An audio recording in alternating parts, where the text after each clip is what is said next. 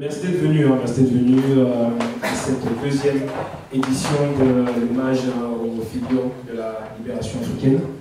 Donc moi, ceux qui ne me connaissent pas, je suis Momo Bouzé, responsable de l'SBL Avocat, qui œuvre pour mettre en valeur tout ce qui est positif au niveau de la communauté africaine, des peuples africains et de l'Afrique en tant que continent, mais aussi des Caraïbes, et tous ces peuples noirs, toutes ces diasporas noires de par le monde.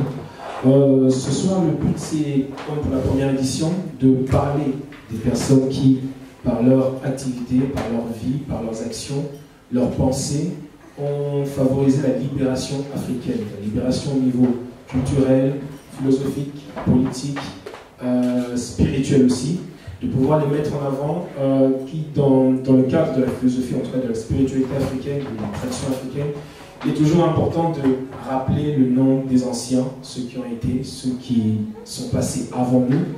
Alors, parler de leur nom, c'est mettre en avant aussi, faire revivre le souvenir de ce qu'ils ont été, de ce qu'ils ont fait pour nous, bon, nous en tant que peuple, aussi au niveau de tous les peuples noirs, afin que leur vécu, leurs actions puissent continuer à nous inspirer. C'est un peu, si je puis dire, la manière dont nous invoquons les ancêtres. Ce n'est pas dans une manière religieuse, mais c'est vraiment de faire appel à eux, leur expérience, partager leur expérience, partager leur vécu, partager leurs actions, afin que d'autres puissent être initiés, puissent être percutés par leurs faits, et de continuer le travail que ces derniers ont déjà entrepris pour la libération de l'Afrique. Donc, quand on dit libération de l'Afrique, ce n'est pas seulement libération sur le plan de la lutte contre la colonisation, parce que malgré que les années 60 soient passées, les chaînes mentaux de la colonisation, mentales de la colonisation sont toujours présentes dans les têtes au niveau de nos communautés. Il est super important de rappeler le combat de ces personnes-là afin qu'on puisse continuer justement ce qu'elles ont déjà entrepris. Donc ce soir, on va rendre hommage à 5 personnalités. Il y aura d'abord Leila Toubel, on aura Cheikh Anta Diop, Patrice Lumumba, Naya Bigi et Wangari Maathai. Moi, ça me fait plaisir de faire ce genre d'événement parce que ça me permet non seulement de partager avec vous un moment, un événement, mais aussi à moi-même d'apprendre. Parce qu'il y a des personnes à la libération africaine que je ne connais pas. Et du coup, faire cet événement, c'est pour moi une pierre de coups. Ça me permet à moi-même de m'éduquer, de me désaliéner quelque part, et aussi de partager avec vous ce que je connais, ce que ces personnes ici que j'ai invitées aujourd'hui connaissent. Donc on a parmi nous aujourd'hui notre aîné d'abord, Awasine Sarr, qui est responsable de l'association Linger Benelux, qui œuvre pour la promotion des femmes auteurs, au niveau de la Belgique, mais aussi un peu ailleurs. On a Miguel Missi, qui est représentant du Père Shamsou Mozaïa, une ASBL, qui est active dans, comment est-ce que je peux dire ça? La promotion de l'histoire. Voilà, la promotion de l'histoire africaine, mais pas juste l'histoire dans le sens historique, mais ça va vraiment plus en profondeur, ça touche au paradigme africain, si je puis dire. On a Malik, qui est parmi nous, qui est poète, activiste et poète, qui a déjà publié 2 recueils de poésie. On a David Mouepou, qui est activiste aussi pour une structure malgache qui permet à la communauté malgache justement de pouvoir se reconnecter entre elles, parce que on ne sait peut-être pas, mais il y a des malgaches en Belgique. Et c'est super important pour les malgaches de se retrouver entre eux, de parler de ce qui les concerne. Donc ils ont lancé l'initiative très récemment, et c'est une initiative que je suis aussi, parce que c'est super important pour moi qui suis congolais de connaître les autres Africains, parce que c'est ça le panafricanisme. C'est pas juste revendiquer comme on est, mais c'est de s'intéresser aux autres peuples africains.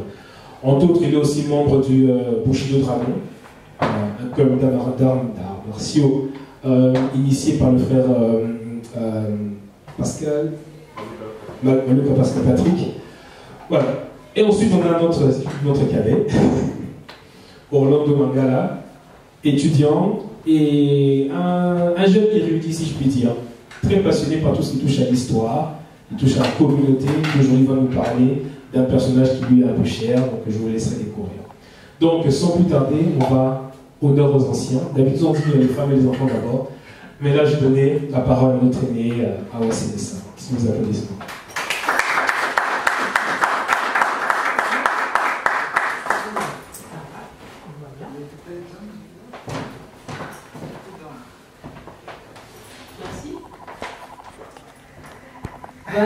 Je vais vous mettre là, comme ça je ne donnerai pas d'eau ici aux amis qui sont sur le podium. je commencerai par remercier l'ASBL Bana Boka. Je crois que je l'ai bien dit. Hein? Toute l'équipe qui travaille autour de Moumé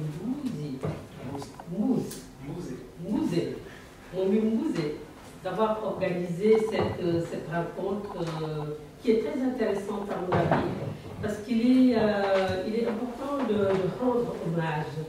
Rendre hommage fait partie des valeurs africaines. Et parler de Cheikh Anta Diop, bien évidemment, parler de Lumumba, parler de personnalités dont j'ai entendu le nom, c'est très très important. Mais aussi parler des hommes et des femmes qui sont en train de construire aussi l'histoire. Parce que l'histoire se construit au présent, bien évidemment qu'on le raconte quand cela se passe, mais ça se construit au présent. Donc pour me présenter un peu, moi je suis artiste et comédienne, et quand j'ai entendu vraiment toutes ces personnalités autour de la table, le poète, il y a un poète, il y a voilà, des personnalités très importantes. Je suis vraiment très très enchantée. Je suis comédienne, actrice de cinéma, j'ai 30 ans de carrière, j'ai été pensionnaire au Théâtre National de Sorano de Dakar, parce que c'est bien, je pense, d'échanger un peu autour de nos expériences communes. J'ai travaillé aussi un peu en France au Théâtre de l'Est parisien, et ici en Belgique, j'ai travaillé au Théâtre Marie, au Théâtre Varia, au Théâtre de la Toison d'Or, au Bloquerie, au Théâtre de Namur, au Théâtre National et dans beaucoup de centres culturels. J'ai notamment participé à beaucoup de rencontres internationales, et c'est au cours de ces rencontres internationales d'ailleurs que j'ai rencontré la femme, celle dont je vais vous parler tout à l'heure. Et j'ai été à Avignon, à Pesnas, au Massa, au Lutique, et j'ai également, en qualité d'artiste, joué dans pas mal de films africains et européens. Et pour la petite histoire, je suis la voix de Caraba la sorcière dans les Kilikous de Michel Ossou. Mais parallèlement à mon parcours d'artiste, j'ai beaucoup participé avec des organismes, travaillé avec des organismes et des ONG, et notamment l'UNICEF dans le cadre de... Voilà, je vois d'un coup qui arrive, hein, on va l'attendre.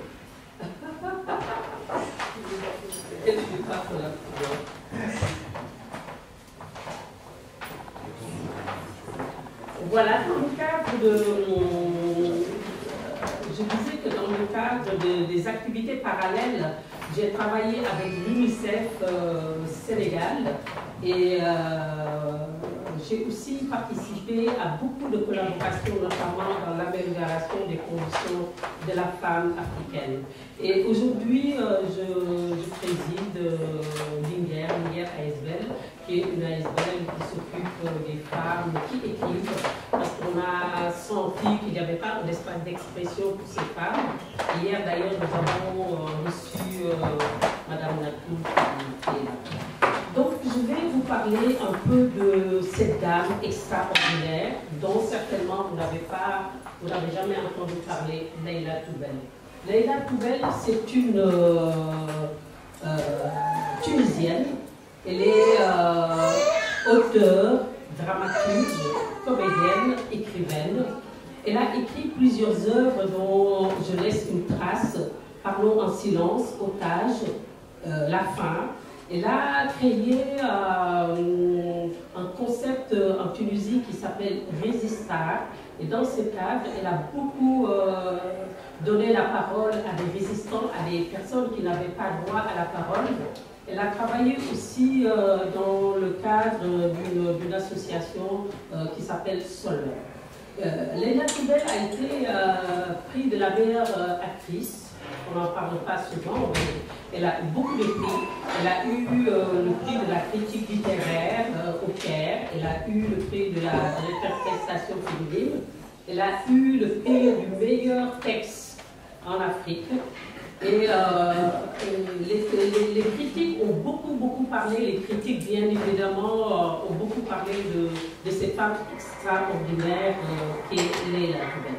Mais Leïla Toubel aussi, c'est une femme qui se bat pour la liberté d'expression Et bien évidemment que je ne vais pas vous parler de Leïla en qualité d'artiste, ce qui est important, mais je vous parle de cette femme extraordinaire parce qu'elle fait partie de ces Tunisiens et de ces Tunisiennes qui se sont levés à un moment de l'histoire de leur pays pour dire non, ça suffit, on ne veut plus de ça. Et c'est très important de le rappeler, Leïla, elle est tunisienne, elle vit en Tunisie. Et quand il y a eu cet événement, la révolution de la Tunisie, ses amis à travers le monde, parce que Leïla compte beaucoup d'amis à travers le monde, nous lui avons demandé de venir soit au Sénégal, en Belgique ou quelque part où vivent ses amis. Elle a dit jamais je ne quitterai mon pays, jamais je ne laisserai mon pays. Je pense que c'est une femme extraordinaire dont on ne parle pas aujourd'hui, mais dont on parlera dans les années à venir. Je partage avec vous l'expérience de Leïla parce que Leïla c'est une artiste, mais aussi c'est un agitateur, un perturbateur, on va dire. Parce que les artistes, quelles que soient leurs convictions, politiques ou autres, ils pratiquent leur art et cela ne se résume pas tout simplement à une technique ni à un projet. Ce sont des vrais perturbateurs dans le sens où ils interrogent les représentations en cours, ils les confrontent tant à leur vérité, à ce qu'ils pensent et bien évidemment à ce qu'ils ressentent. Mais il faut le dire, ce sont des gens qui inquiètent parce qu'ils dérangent, mais indéniablement ils font partie de ces personnes qui construisent et instruisent interrogent nos humanités. Donc je suis très très contente de partager avec vous le parcours de Leïla Toubel. Je suis d'autant plus honorée de le partager avec vous que Leïla Toubel fait partie avec un monsieur qu'on appelle Ezzedine Gallo, un Tunisien, qui était directeur du théâtre El Hamra. Il faisait partie de ces Africains qui ont toujours rêvé à construire des horizons culturels comme ça, partagés entre l'Afrique noire et le Maghreb. Et je les ai rencontrés dans des espaces comme le FESPACO, comme le Festival de Tunis, comme d'autres rencontres qui se sont passées en Afrique, au Mexique notamment, parler de ce centre qui a vu le jour à Tunis, ce centre arabo-africain de formation et de recherche théâtrale. Donc, Leïla Toubel fait partie de ces personnalités qui ont dessiné et qui continuent à dessiner les contours culturels de la Tunisie. Et il ne s'agit pas ici, bien évidemment, pour moi de faire le bilan de la révolution. Elles sont eux-mêmes, ils sont en train de le vivre et de le faire. Elle m'a appelé tout à l'heure avant que je n'arrive. Mais il s'agit plutôt de partager avec vous la vision d'une femme, d'une militante qui a su décrypter à temps les enjeux et élever la voix pour dire attention, comme je l'ai dit tout à l'heure. Parce que Leïla Toubel, plus que tout le monde, sait que tout ce qui dégrade la culture raccourcit les chemins qui mènent vers la certitude. Et vraiment, ça a été son cheval de bataille pendant très longtemps. Elle ne fait pas l'art pour l'art, l'art pour l'art, pour elle, ce n'est jamais important. Son combat et aussi son lieu d'expression, il a construit à Tunis un théâtre qui s'appelle Art Rwanda. Et c'est un théâtre où il fait du théâtre d'intervention, il fait de la militance artistique. Moi, je dis souvent aux amis, souvent quand on se rencontre, que Leïla, c'est l'audace refondatrice. Je peux l'appeler l'audace refondatrice, parce qu'elle est non seulement dramaturge, et quand elle a écrit à l'orée de la révolution tunisienne un texte magnifique qui s'appelle La Fin, c'était un pamphlet audacieux, et Leïla évoquait beaucoup la notion de la mort. Mais plus que la mort biologique, elle parlait plutôt de la fin d'un régime, de la mort de quelque chose au niveau de son pays. Et cette pièce au titre prémonitoire a été jouée pas à Tunis à l'époque, parce qu'à l'époque il y avait encore le président Ben Ali, Elle a été jouée en 2010, le 5 novembre 2010, au Burkina Faso, dans des rencontres qui s'appellent les récréatrales. Donc, bien évidemment, c'était avant l'immolation, je le souligne, de feu Sidi Bouzid, de Mohamed Bouazizi à Sidi Bouzid, de ce qui s'est passé le 17 décembre 2010. Donc, Leïla fait partie de ces symboles de contestation vraiment de la Tunisie, et elle continue à le faire. À travers le théâtre aussi, qui est son lieu d'expression, notamment le théâtre El Hamra, un lieu de refuge où elle a invité des auteurs qui étaient bien évidemment connus, mais dont les écrits paraissaient un tout petit peu trop militants pour certains pays. Moi, je me rappelle quand il nous a invités à venir lire dans son théâtre en attendant le vote des bêtes sauvages. C'était vraiment un moment très important parce que c'était des moments charnières dans l'histoire de l'Afrique où Amadou Kourouma, dans son magnifique roman, retrace un peu la vie de ces dictateurs qu'il a traduit en 7 veillées. C'était vraiment important pour quelqu'un le fasse, qu'un lieu le recueille, et Leïla l'a accueilli dans son théâtre. Et donc ça a été lu par des artistes africains, iraniens, voilà, toute une panoplie d'artistes. Je dis que c'est un lieu de refuge aussi parce que au-delà des symboles artistiques qui se sont passés dans ce lieu, au moment de la Révolution, ce lieu a accueilli énormément de personnes. Ce lieu ne faisait même plus de la création. Il accueillait, Leïla et le co-directeur accueillaient des personnes qui étaient blessées, qui avaient besoin de soutien dans ce lieu qui est le théâtre de l'âme.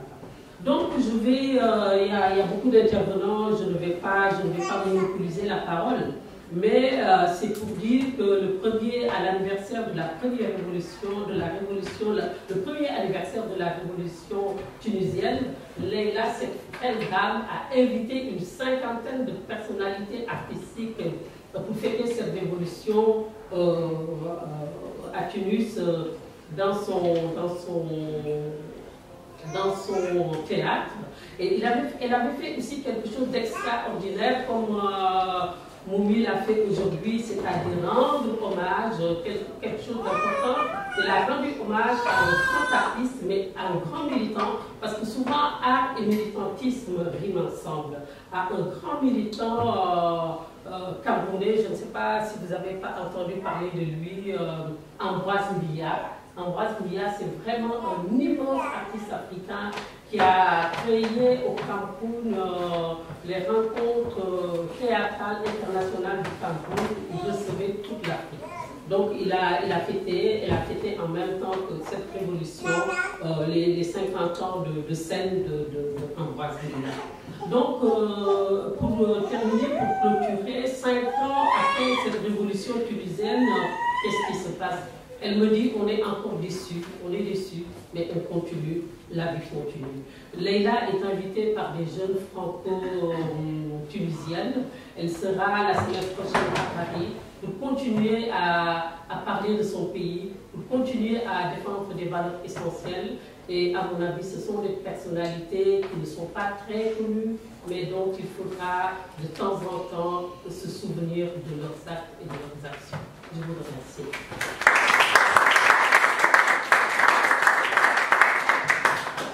Merci beaucoup. Je retiens que la dernière phrase de parole qu'elle a dit, c'est qu'en général, art, culture rime avec militantisme. Super important. On va passer à un autre niveau, monsieur. Rendre hommage à... C'est une personnalité que je ne connaissais pas, que j'ai découvert, c'était aux alentours de, je ne vais pas dire de bêtises, 2005-2006. J'ai découvert cette personnalité. J'ai commencé d'abord par découvrir que, bon, je crois que c'était 2004, découvrir que les pharaons étaient noirs. En plus, c'est un des cadets qui me l'a appris à l'époque. En 2004, je dois avoir 25 ans. En découvrant qu'il y avait ces pharaons noirs, j'ai commencé à me dire, mais qui est cette personnalité qui a fait cette étude qui emmène à cette conclusion-là? Et c'est là que j'ai découvert Cheikh Anta Diop. Du coup, ma curiosité a été de pousser un peu plus loin, et c'est là que j'ai commencé à voir que dès les années 60, déjà, il y a cette réflexion, ces études qui avaient déjà été faites, ces vérités, ces réalités qui étaient déjà là, mais que, en tout cas, qui n'a pas forcément été correctement transmis. Aujourd'hui, en tout cas, je pense qu'il y a une nouvelle génération qui tente à rattraper ce retard, à parfaire ce retard, et justement à propager encore un peu plus le travail du grand Cheikh Anta Diop. Michael.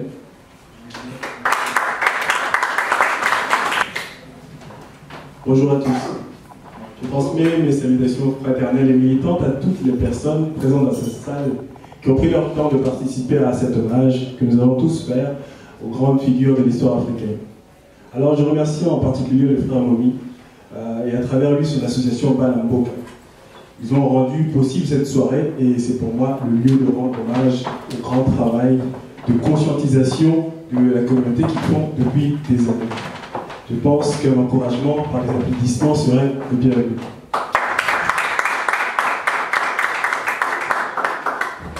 Frère Momi, les ancêtres bienheureux et bienfaiteurs continuent à te garder dans le travail que tu fais et dans tout ce que tu entreprends. Ils t'inspirent toujours la pensée juste, la parole juste, l'acte juste, Ngeta. Je m'intéresse donc, qu'il me soit donc permis de me présenter. Je me nomme Michael Missi. Je suis originaire de l'enclos colonial que l'on appelle République démocratique du Congo.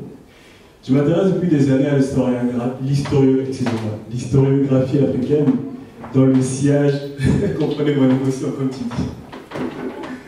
Donc je m'intéresse à l'historiographie africaine et dans le sillage évidemment de Cheikh Anta Diop. C'est par lui d'ailleurs que j'ai commencé à m'y intéresser. Lui, pas seulement lui, mais aussi tous ses continuateurs, Théophile Obenga, Kalalo Motonde et bien d'autres. Je m'intéresse aussi à l'histoire de la religion africaine et les traditions spirituelles du monde. Mes études se portent notamment sur l'origine africaine des religions dites révélées, les spiritualités telles que le bouddhisme, l'hindouisme, l'ésotérisme. Je m'intéresse également aux questions qui ont un rapport avec l'origine africaine de la civilisation, sa diffusion dans les différentes parties du monde. Je suis également cofondateur de l'association Pershensu Mosea, qui est une association qui a vu le jour officiellement, du moins, en novembre 2005. Cette association a pour but de promouvoir la science, l'éducation, la culture dans le paradigme africain. Elle a également pour but de promouvoir les valeurs spirituelles, éthiques et morales africaines, enraciner les Noirs d'Afrique, ainsi que les afrodescendants, dans une vision commune pour susciter le sentiment collectif d'unité de tous les Africains.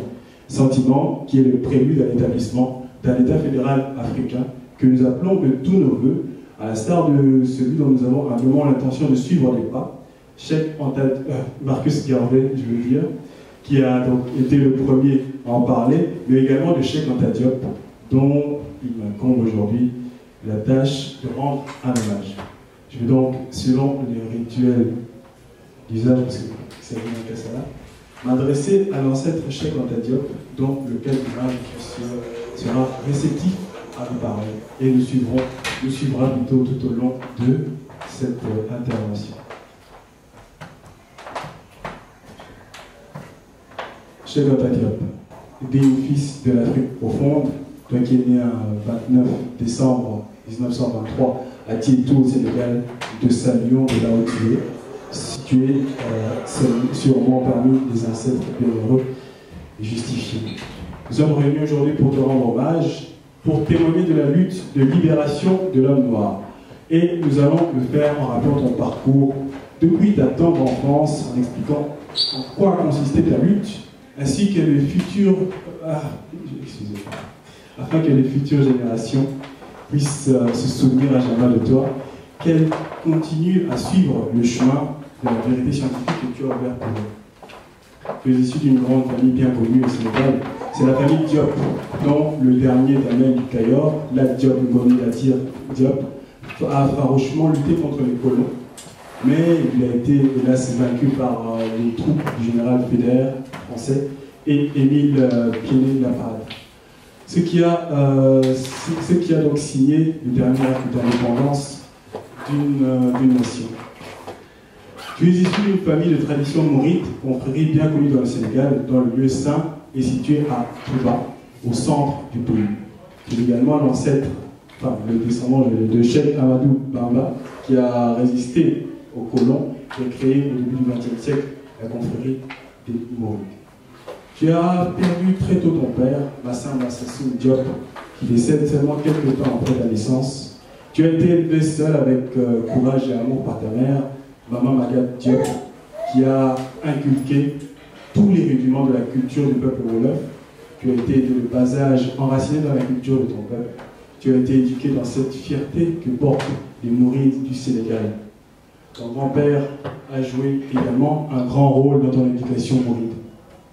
Tu es allé dans ta tendre enfance à Koki, l'école coranique de Tiétou, qui t'a inculqué, comme tu le dis toi-même plus tard, l'entraide, donc je veux dire l'endurance, mais aussi, comment dire, de grandes valeurs morales. Tu as fini cette école primaire à Cour-Mac à Diourbel, où tu obtiens ton certificat primaire donc en 1937. Tu vas ensuite au lycée de Van Hove de Dakar, qui est devenu actuellement le lycée Lamine Gueye. C'est là que tu es confronté en classe de 3e à la xénophobie de ton professeur de français qui ne supporte pas ton attitude peu révérentielle. Voici ce qu'un responsable administratif du lycée dit à ton sujet. Dans une lettre qu'il adresse en août 1941 à l'inspecteur général de l'enseignement en Afrique occidentale française. Le jeune Cheikh Anta Diop risque, par la mauvaise disposition de son professeur, M. Boyot, de tripler sa 3e, ce qui motiverait sans doute son renvoi du lycée. M. Boyot est un singulier professeur dont j'ai eu l'occasion, dès mes débuts au lycée, de signaler l'attitude hostile à notre race aux autorités. Ces théories de la race qui font de lui un disciple de Gobineau sont des plus pernicieuses et font que le fossé se creuse chaque jour davantage entre le blanc et le noir. Toi qu'élève brillant, Cheikh Anta Diop, tu fais l'objet de certains déboires dans cet établissement, car tu ne manquais pas de dire évidemment ce que tu pensais. Tu fais, c'est ce qui fait d'ailleurs que ta scolarité a été un peu freinée par les velléités de contestation qui étaient les tiennes. Tu quittes alors finalement cet établissement à cause des tensions qui sont trop fortes avec ce professeur. Ta mère t'inscrit donc plus tard au lycée fédéral de Saint-Louis à Dakar, où tu vas obtenir ton baccalauréat, pour ensuite retourner au lycée dont j'ai parlé tout à l'heure. Tu obtiendras 2 brevets de capacité coloniale, l'un en option mathématique au mois de juin 1945, l'autre en option philosophie en octobre de la même année. Élève précoce, ton intelligence, ton esprit vif, ta parole juste impressionnait déjà tes collègues, ainsi que tes professeurs. Tu faisais déjà à ton jeune âge preuve d'une prise de conscience des problèmes culturels africains, tu t'intéressais déjà à l'aspect linguistique, tu te poses déjà très tôt la question de la transcription par écrit de ta langue maternelle, sans passer par l'alphabet latin, que tu trouvais trop pauvre pour restituer totalement les divers sons de ta langue maternelle. Tu vas même aller jusqu'à créer un alphabet avec des caractères spéciaux mieux adaptés à ta langue maternelle. En 1946, tu arrives à Paris, assoiffé de connaissances. Tu suis des études de mathématiques supérieures ainsi que de chimie. Mais tu vas également t'assurer une autre formation pluridisciplinaire dans les différents domaines suivants: la biologie, la physique, la linguistique, l'égyptologie, la philosophie, l'histoire, l'anthropologie, la sociologie et l'esthétique.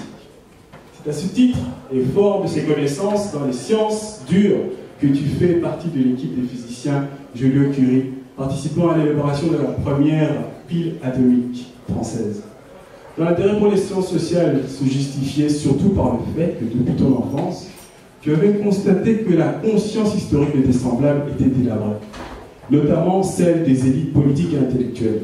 C'était en pleine période coloniale où toute une littérature pseudo-scientifique répandait des fantasmes négatifs sur le noir, en lui déniant en fait même le droit d'avoir une histoire, une capacité à avoir une civilisation.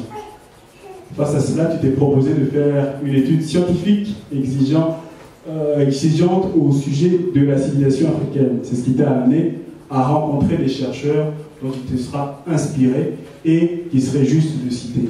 Nous pensons ici à Marcel Griot, qui était spécialiste dans l'étude des devants du Mali, Gaston Bachar, célèbre rationaliste et épistémologique français, le doyen Aymar, qui a dirigé ta thèse de doctorat que tu as présentée pendant près de 7 heures à l'amphithéâtre d'hier de la Sorbonne, et enfin le roi Gourand, qui est le spécialiste des préhistoriens français.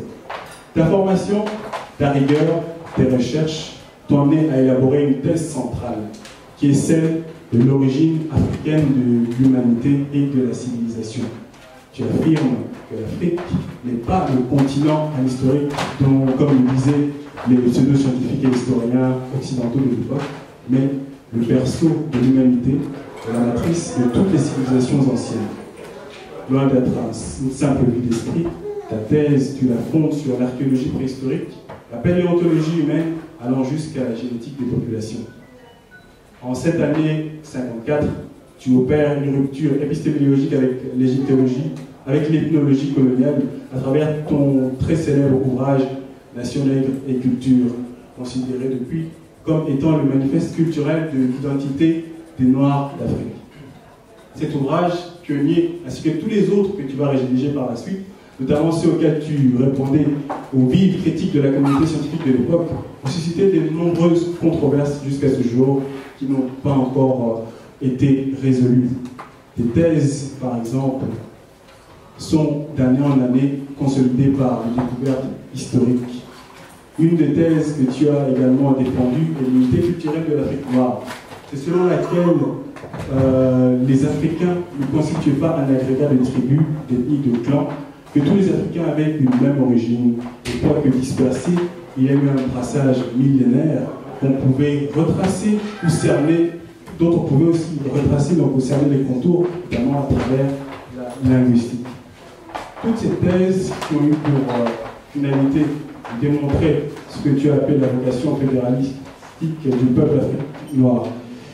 Tout cela rejoignant ainsi de manière scientifique cette fois les pensées de ceux qui t'ont précédé, tels que Kwame Nkrumah par exemple. Et c'est ce combat que nous et la jeune génération sommes en train de mener grâce à tous les sacrifices que tu as consentis lors de tous ces combats pour la vérité et la justice, était de rétablir la conscience historique du Nord d'Afrique, prendre conscience de l'unité culturelle de l'Afrique noire et pouvoir travailler pour les États-Unis d'Afrique noire qui conduiront donc à la renaissance africaine que nous appelons de tous nos vœux. C'est un héritage que nous gardons précieusement et que nous avons pris comme devoir de perpétuer. Ainsi, nous te disons merci beaucoup. Merci de nous avoir libéré de nos chaînes mentales. Merci de nous avoir donné les éléments de base pour la renaissance africaine. Merci de nous avoir montré la voie pour faire de l'Afrique et de l'homme noir un homme fier de son histoire, de sa culture et conscient des capacités de la terre-mère. Conscient également de la possibilité de faire cette terre-mère un havre de paix, une terre de richesse. Nous terminons donc cet hommage en faisant la promesse d'inviter tous les Noirs d'Afrique épris de justice et d'éthique à participer, chacun avec ses capacités et ses moyens, au travail que tu amorces pour la renaissance africaine. Que ton cas soit vivifié encore et toujours, qui s'illumine avec tous nos ancêtres justifiés, bienheureux et bienveillants. Haché, haché, haché.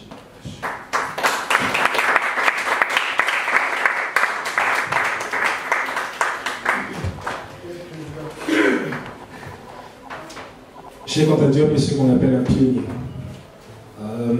Lors d'une rencontre, je pense que c'était à Paris, j'ai fait savoir aux gens qu'au fait, un pionnier qui pose une action qui va servir à la génération suivante n'est pas une personne qui est tombée du ciel, au fait. Il y a toujours eu ce relais, génération en génération, d'homme en femme, de femme en homme, qui se transmettent un flambeau. Si aujourd'hui nous sommes là, au niveau de la conscience africaine, c'est que avant nous, il y a des gens qui ont fait des choses. Et lorsque Cheikh Anta Diop, comme Mickaël l'a dit, Avant lui, il y avait des Kwame Nkrumah. Mais Kwame Nkrumah aussi avait ses références et ainsi de suite, on peut remonter jusqu'à la nuit des temps. Donc, Cheikh Anta Diop, c'est un pionnier, mais un pionnier ne tombe pas du ciel. Il a été nourri par la connaissance et par l'expérience d'autres qui l'ont précédé et qui font qu'il est ce qu'il est aujourd'hui, pour nous en tout cas. Voilà. La troisième intervention, on va passer à Wangari Maathai. Wangari Maathai, c'est une femme activiste. Elle est assez spéciale dans le sens où elle a été active dans un domaine où on ne retrouve pas beaucoup les Africains, c'est-à-dire la lutte pour l'écologie, la lutte pour la terre. La terre, c'est notre mère, c'est la vie. On voit très rarement des Africains s'impliquer pour la lutte écologique, empêcher la pollution, arrêter de couper les arbres, ce genre de choses.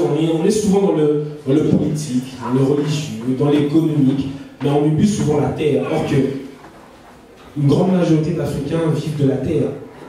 Beaucoup sont agriculteurs, beaucoup sont éleveurs, mais très peu de gens s'impliquent pour ce combat-là. Et c'est un plaisir pour moi de voir qu'un frère a pensé déjà à une femme, mais aussi à cette femme-là, Wangari Maathai.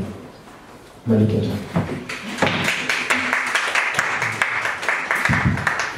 Merci Mouni, bonsoir tout le monde. Tiens tout le monde à vous remercier d'être déplacé ce week-end. Je sais que tout le monde a des occupations, c'est pas toujours évident de fédérer autant de monde. Bon, là, vous avez fait le choix d'être parmi nous.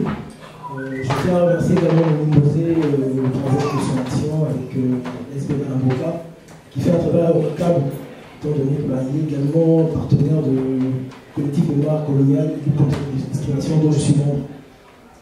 Alors, mon intervention de ce soir est, c'est vrai, atypique comme l'a dit Mouni, puisque déjà c'est une femme auquel j'ai pensé, mais une femme qui, elle, a œuvré dans un domaine très particulier, ou du moins un domaine auquel on attache très peu d'intérêt, surtout en Afrique, étant donné que les enjeux et les politiciens sont tournés plus vers le politique, l'économie, et maintenant avec le spirituel. Alors, pourquoi Wangari Maathai? Parce que Wangari Maathai, déjà, moi je l'ai rencontré, enfin j'ai fait sa connaissance, non pas de visu, mais par le biais de la télévision. Merci la télévision, merci Arte. C'était en 2008. Alors je m'embêtais, j'avais pas vraiment de connaissances africaines et je tombe sur elle, je ne connaissais pas du tout. J'étais arrivé en plein milieu de l'émission où on parlait simplement du fait qu'elle empêchait l'érection, la projet d'urbanisation d'une construction d'hôtels en plein parc le parc Uhuru à Nairobi. Et donc tiens, ça m'a fait titre, je me suis dit bon, je vais un peu rechercher. Donc là c'est en 2008 et ça tournait également dans la période où voilà, je me cherchais un peu, je me conscientisais comme on dit dans le jargon. Et donc je lui avais déjà attribué quelques vers parce que j'ai publié dans l'entretemps un recueil de poésie en 2012 intitulé La plus longue histoire. Les poèmes qui lui étaient adressés étaient déjà écrits en 2010. Alors, Wangari Maathai qui est-elle? Pour rentrer dans le vif du sujet, Wangari Maathai est une biologiste d'abord de formation. Elle est née à Yit. Yit est un village de la région du Haute-Terre, dans la province centre du Kenya, en 1940. À l'époque, c'est une région qui est sous domination britannique. Et donc, elle est membre du peuple fait partie du peuple Kikuyu, un peuple d'origine bantou. Et donc, l'une des 42 ethnies du Kenya. Wangari Maathai, durant les 6 premières années de son enfance, a été baignée dans la tradition. Et donc, elle était vraiment ancrée dans les racines paysannes et trouvait toutes leurs racines dans la tradition Kikuyu. Grâce à l'esprit d'ouverture et progressiste de ses parents, elle a eu accès à l'instruction, chose qui n'était pas accordée à nombre de filles de cette époque. Cela lui a permis de gravir rapidement les échelons.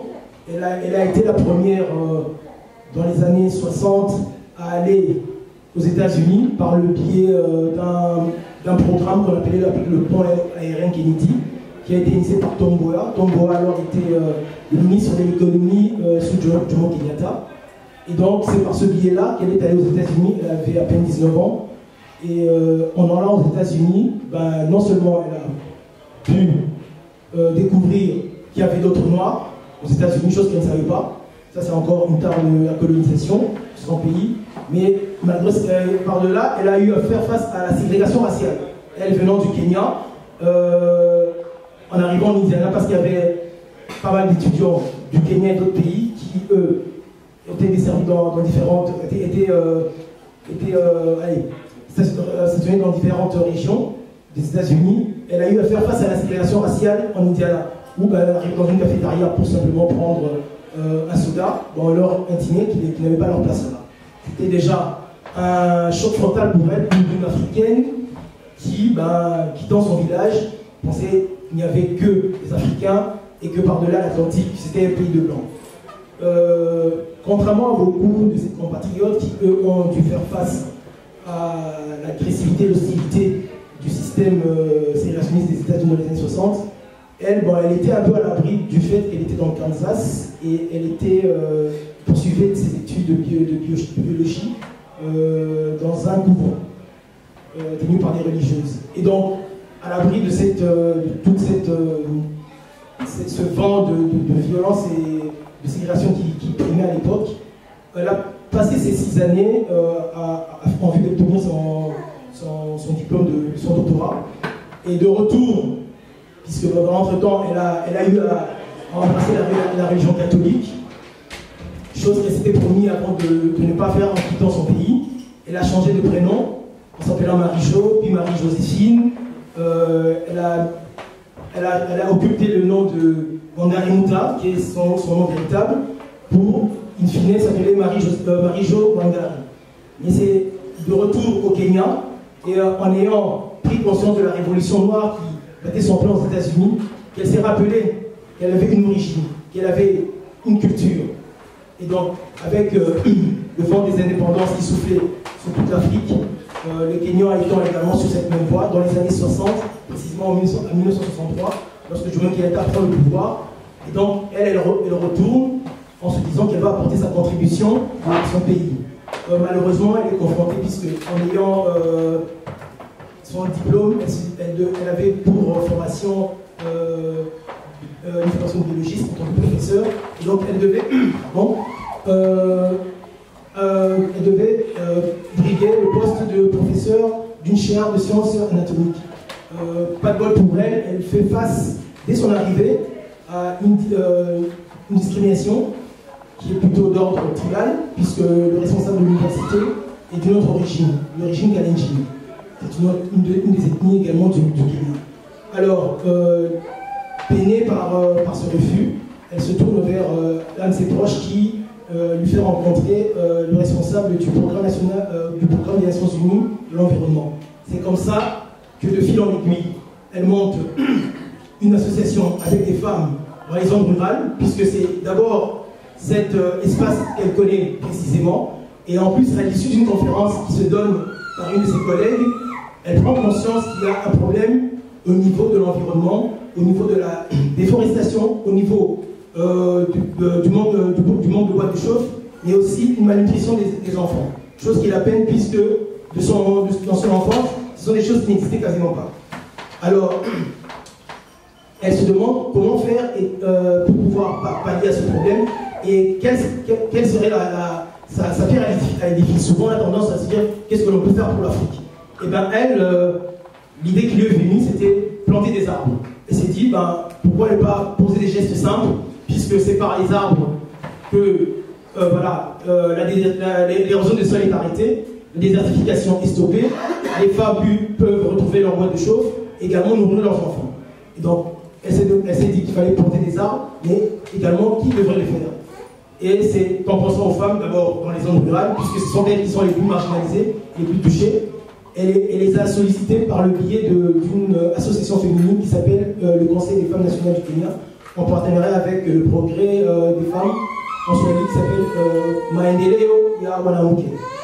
Alors, de cette initiative naîtra 5 ans plus tard, en 1977 précisément, le mouvement de la ceinture verte, qui aura pour objectif principal de planter des arbres, évidemment, mais aussi de pouvoir autonomiser les femmes en milieu rural, mais aussi les hommes, puisqu'en éduquant les femmes, celles-ci, évidemment, sont beaucoup plus et comme les femmes sont éduquées, eh ben, la communauté s'enrichit. C'est comme ça que de fil en aiguille, entre 77 et 87, du temps où elle a passé en étant responsable de la ceinture verte, elle a accompagné tant de pépinières pour pouvoir reboiser d'abord la zone rurale d'où elle était d'Igit, et par la suite, par extension, toutes les zones du Kenya.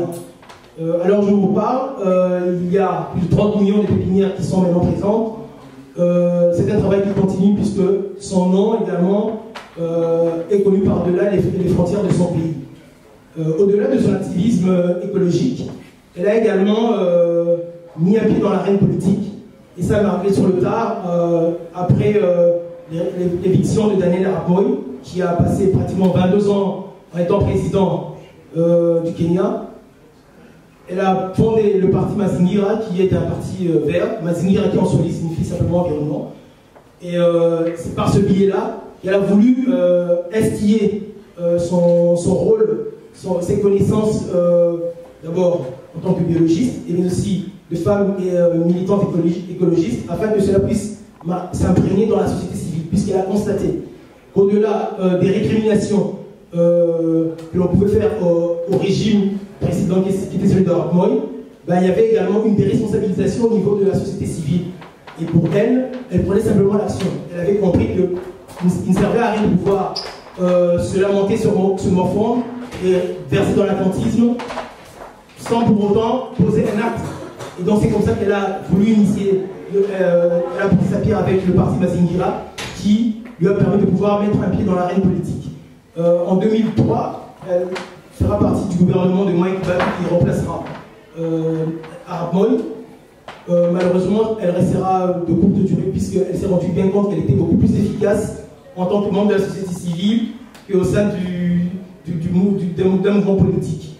Son héritage va au-delà, non seulement du Kenya, puisqu'il y a un réseau panafricain de la ceinture verte qui a été initié en s'inspirant de ce qui a été fait d'abord au Kenya.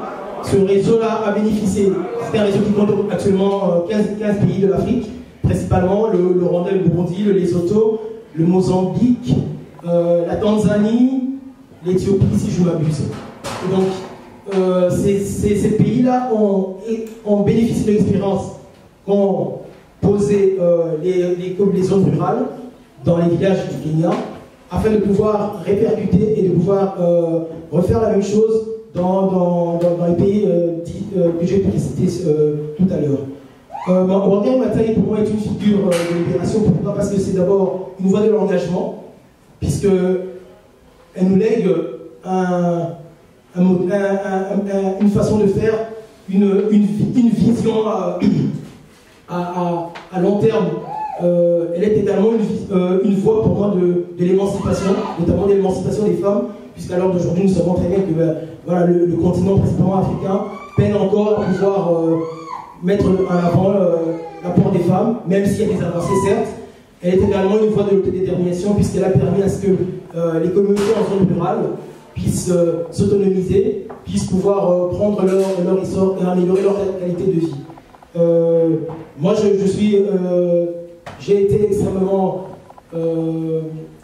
enchanté et vraiment touché de son approche, puisque c'est une figure qui, au-delà de son parcours académique, au-delà de ses connaissances purement scientifiques, rien ne l'a destiné au départ de pouvoir embrasser cette voie-là. Une voie qui, entre autres, est une voie de conscientisation, puisque elle le dit elle-même, que nous voulions ou non, nous partageons une seule et même planète, et que la manière de consommer, si elle ne change pas, eh bien, aura aussi des implications aussi bien en Afrique, mais partout dans le monde. Et on le voit aujourd'hui, les répercussions qu'il y a. Souvent les gens s'étonnent comment est-ce qu'il y a des ouragans, il y a des tsunamis. Il y a une parole de sagesse qui me revient d'elle. Elle dit, je préfère la lire, comme ça c'est beaucoup plus explicite. Alors elle dit, à la postérité, donc elle préconise de renouer avec les traditions spirituelles, les langues maternelles, les symboles ancestraux et redécouvrir notre caractère commun. Pourquoi? Car sans cela, Nous ne serons que des victimes de la mode, des moutons de Panurge qui consomment la même chose que le reste du monde, observant des rituels creux, en utilisant des repères absurdes pour avancer dans un monde dénué de profondeur et de sens. Donc, elle rappelle à tout Africain que le travail qu'elle a, elle, opéré est un travail de récupération, de réhabilitation, car en réhabilitant l'Afrique, elle s'est réhabilitée lui-même et elle réhabilite également tout un chacun sur le continent. Je terminerai par un court poème que j'ai écrit d'elle en 2011 et j'espère que ça pourra vous donner un peu plus d'éclaircissement.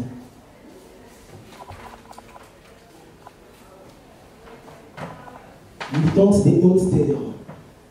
À l'ombre du mont Kenya, j'ai puisé la force et l'énergie nécessaires pour effectuer le voyage de la vie et mener ses combats. Sur les contreforts des monts Aberdare, j'ai contemplé des arbres d'Ardar pour garder la mémoire, pour garder en beauté la mémoire d'un paysage vert. Petite paysanne des hautes terres, j'ai quitté le cocon familial, modeste et rustique, pour élargir ton horizon par-delà l'Atlantique. Avec le mouvement de la ceinture verte, j'ai repris le projet de reboisement en amont pour planter des arbres et stopper ces pertes.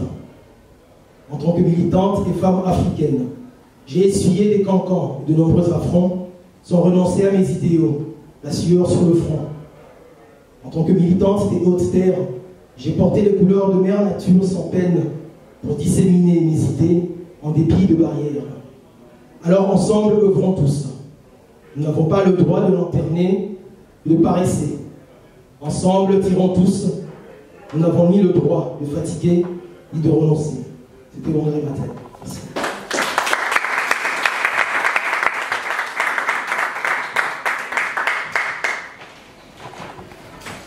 Une très grande dame.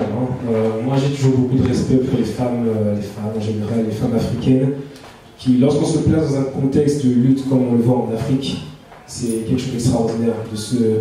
Il y a une vidéo qui me marque beaucoup par rapport à Wangai, c'est lors d'une manifestation, je pense, elle a été violentée, le visage en sang, et tout le monde, c'est pas seulement un engagement pour les hommes. Les femmes vont au front, les femmes africaines en Afrique montent en première ligne, elles subissent les coups, tout ce qu'un homme peut subir justement pour une cause qui, on peut, comme l'a dit Malik tout à l'heure, n'intéresse, si je puis dire, quasiment personne.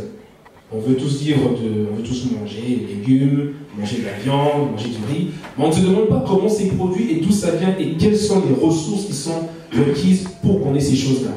Et comme il a dit, c'est toute une lutte, c'est toute une lutte, on voit, c'est vraiment l'engagement citoyen.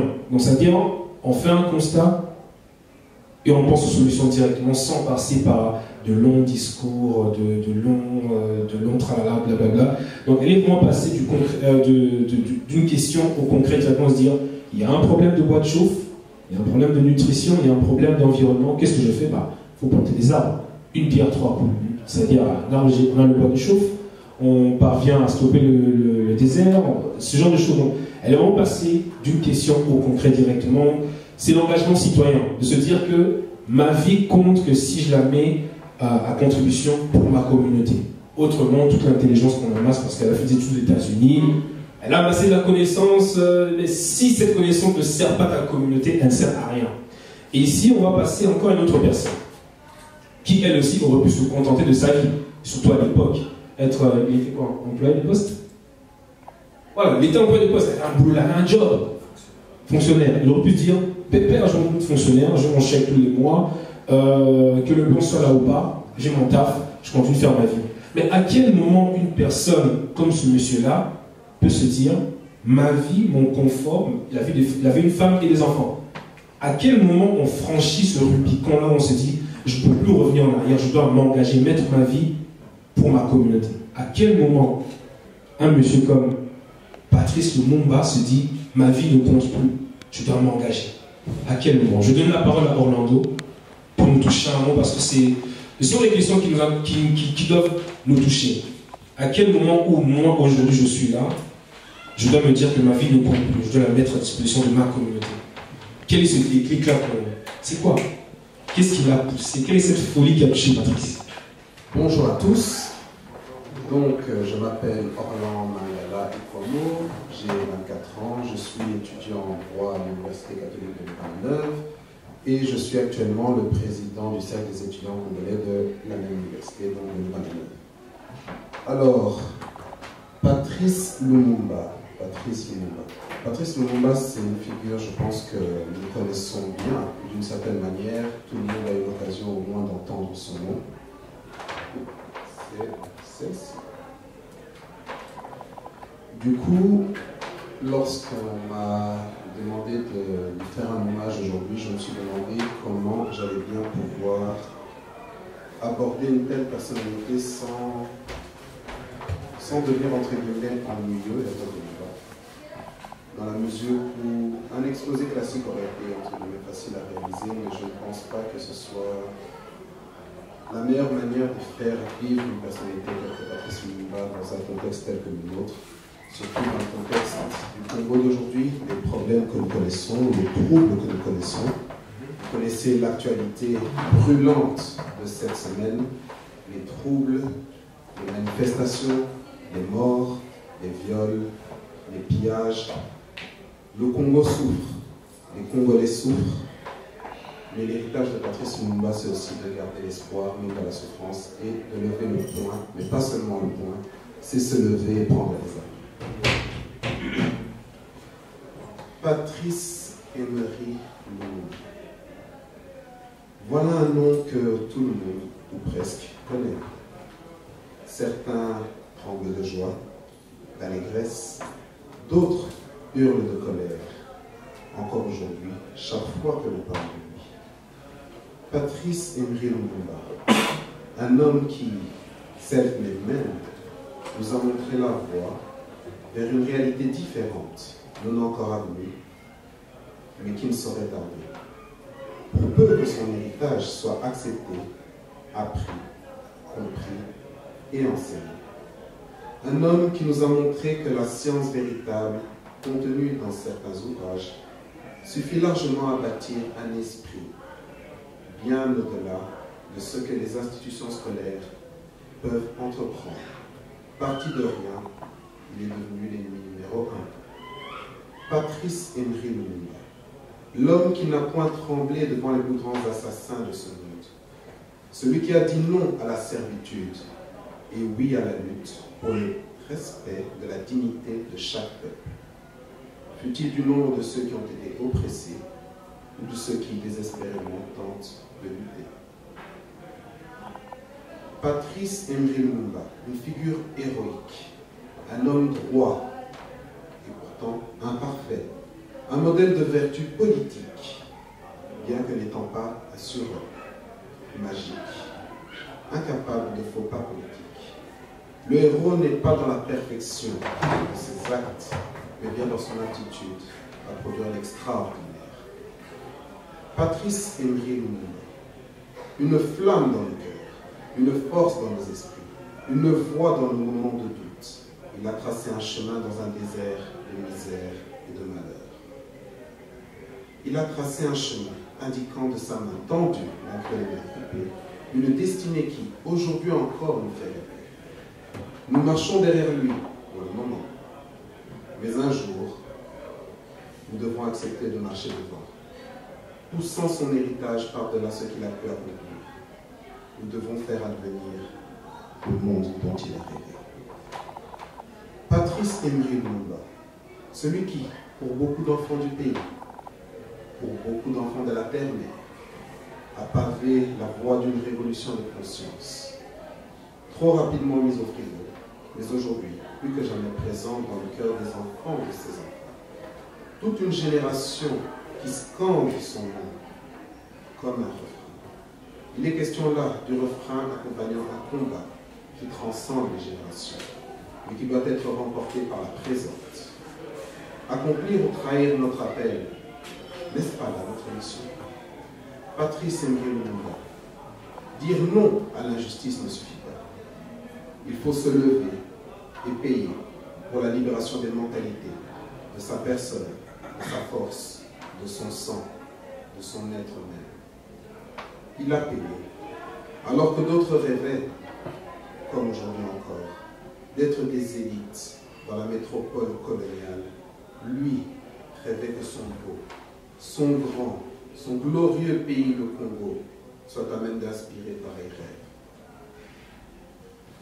Pourquoi donc envier le succès des autres quand on est soi-même brillant, capable d'accomplir plus que ce que les autres font? Pourquoi rêver d'une histoire de guerres intestines et de déchirements quand on peut vivre dans la paix? Pourquoi supporter la servitude quand on peut obtenir la liberté et l'indépendance? Pourquoi rêver d'être un leucoderme quand on est beau, magnifique même, et de couleur ébène? Pourquoi mépriser son frère quand le soutenir en pensée, en parole et en acte suffirait à édifier pour nous-mêmes un monde meilleur et plus fort? Pourquoi troquer son identité comme le rêve? Pourquoi troquer son identité contre le rêve dans le refus de l'autre? Je m'interroge. Le temps de me rappeler que tu avais déjà saisi ces problèmes, toi, Patrice. Toutes ces choses qui importaient réellement, tu les connaissais déjà. Ce qui importait, c'était que nous soyons fiers de nous, de notre héritage, et que nous accomplissions de plus grandes choses encore que celles qui nous ont précédés. Un esprit libéré, un esprit vif, un esprit riche, un esprit fier. Tu as été un modèle. Patrice Emery Lumumba, beaucoup connaissent ton nom, mais trop peu connaissent la profondeur et la richesse de ton œuvre. Trop peu connaissent la profondeur de ton engagement. Trop peu se souviennent que c'est en 1958 que tu es devenu l'ennemi de l'Empire, l'ennemi des supplices, du mépris de notre identité, de notre déconstruction identitaire, de notre avachissement moral, spirituel et intellectuel. C'est en 1958 que tu as eu réellement rendez-vous avec ton destin. D'ailleurs, tu n'es pas arrivé en retard. Tu l'as rencontré, salué, entouré de tes bras puissants et a laissé ces révélations te guider vers une nouvelle destination qui n'était pas celle de la servitude. Tu étais déjà en chemin vers l'immortalité. Tu es immortel. Toujours debout, vivant, vibrant, inspirant, dirigeant nos choix, pensées et idées. Tu renouvelles en nous des forces insoupçonnées. Nous. Tu nous as appris à considérer ce nous. Tu nous as appris à dépasser la vision congocentrée d'un nationalisme potentiellement destructeur. Alors que nous en étions à apprendre la définition de la souveraineté, tu nous enseignais déjà les voies de l'unité dans la lutte pour la libération de la terre-mère. Un leader, un héros, un modèle. Patrice Emery Lumumba, tu as couru plus vite que nous. Tu as atteint des objectifs que nous n'avons pas eu le temps de penser. Visionnaire, tu inspires par-delà les frontières du temps et de l'espace. Tu es honoré par ceux qui sont intègres et même par ceux qui le sont non. Ton œuvre n'est pas celle d'un fanfaron cherchant la gloire. C'est celle d'un Mwanamboka cherchant à faire la fierté de ses parents, spirituels plus que biologiques. Tu as honoré tes ancêtres et tu as fait leur joie en combattant pour nous. Pour eux, mais aussi pour ceux qui sont à venir et ne connaissent pas encore ton nom. Aujourd'hui, tu es notre ancêtre et à notre tour, nous t'honorons pour ce que tu as fait et nous ne t'oublierons jamais. Merci Patrice.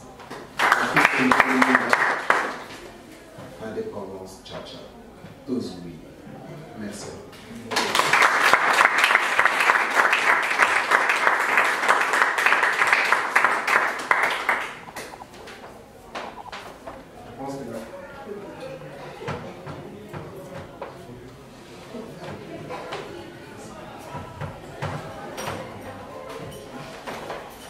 Par ces dernières paroles, il va me faciliter quelque part la transition, mais je ne sais pas.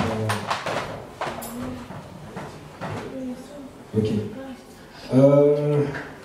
Comment introduire le sujet suivant? Comment l'introduire? dans ce qu'il a dit, dans ce que Orlan a dit à la fin, touchant à Lumumba, on est dans... Bon, je ne sais pas si on peut dire, on entre quelque part dans le spirituel, dans cette motivation, je ne sais pas si c'est dire humaine ou autre, mais cette motivation profonde qu'il y a dans certains êtres humains à lutter pour ce qui est juste, droit, à être intègre, à être en rapport avec ce qui nous ont précédés. L'intervention qui suit ne concerne pas, je pense, une personne. Je pense que ça concerne des personnes. C'est un mouvement. C'est un... Moi, j'ai dit que c'était un esprit. Esprit avec un grand E. C'est pas esprit au sens un être qui se meut dans les airs. C'est ça, en fait.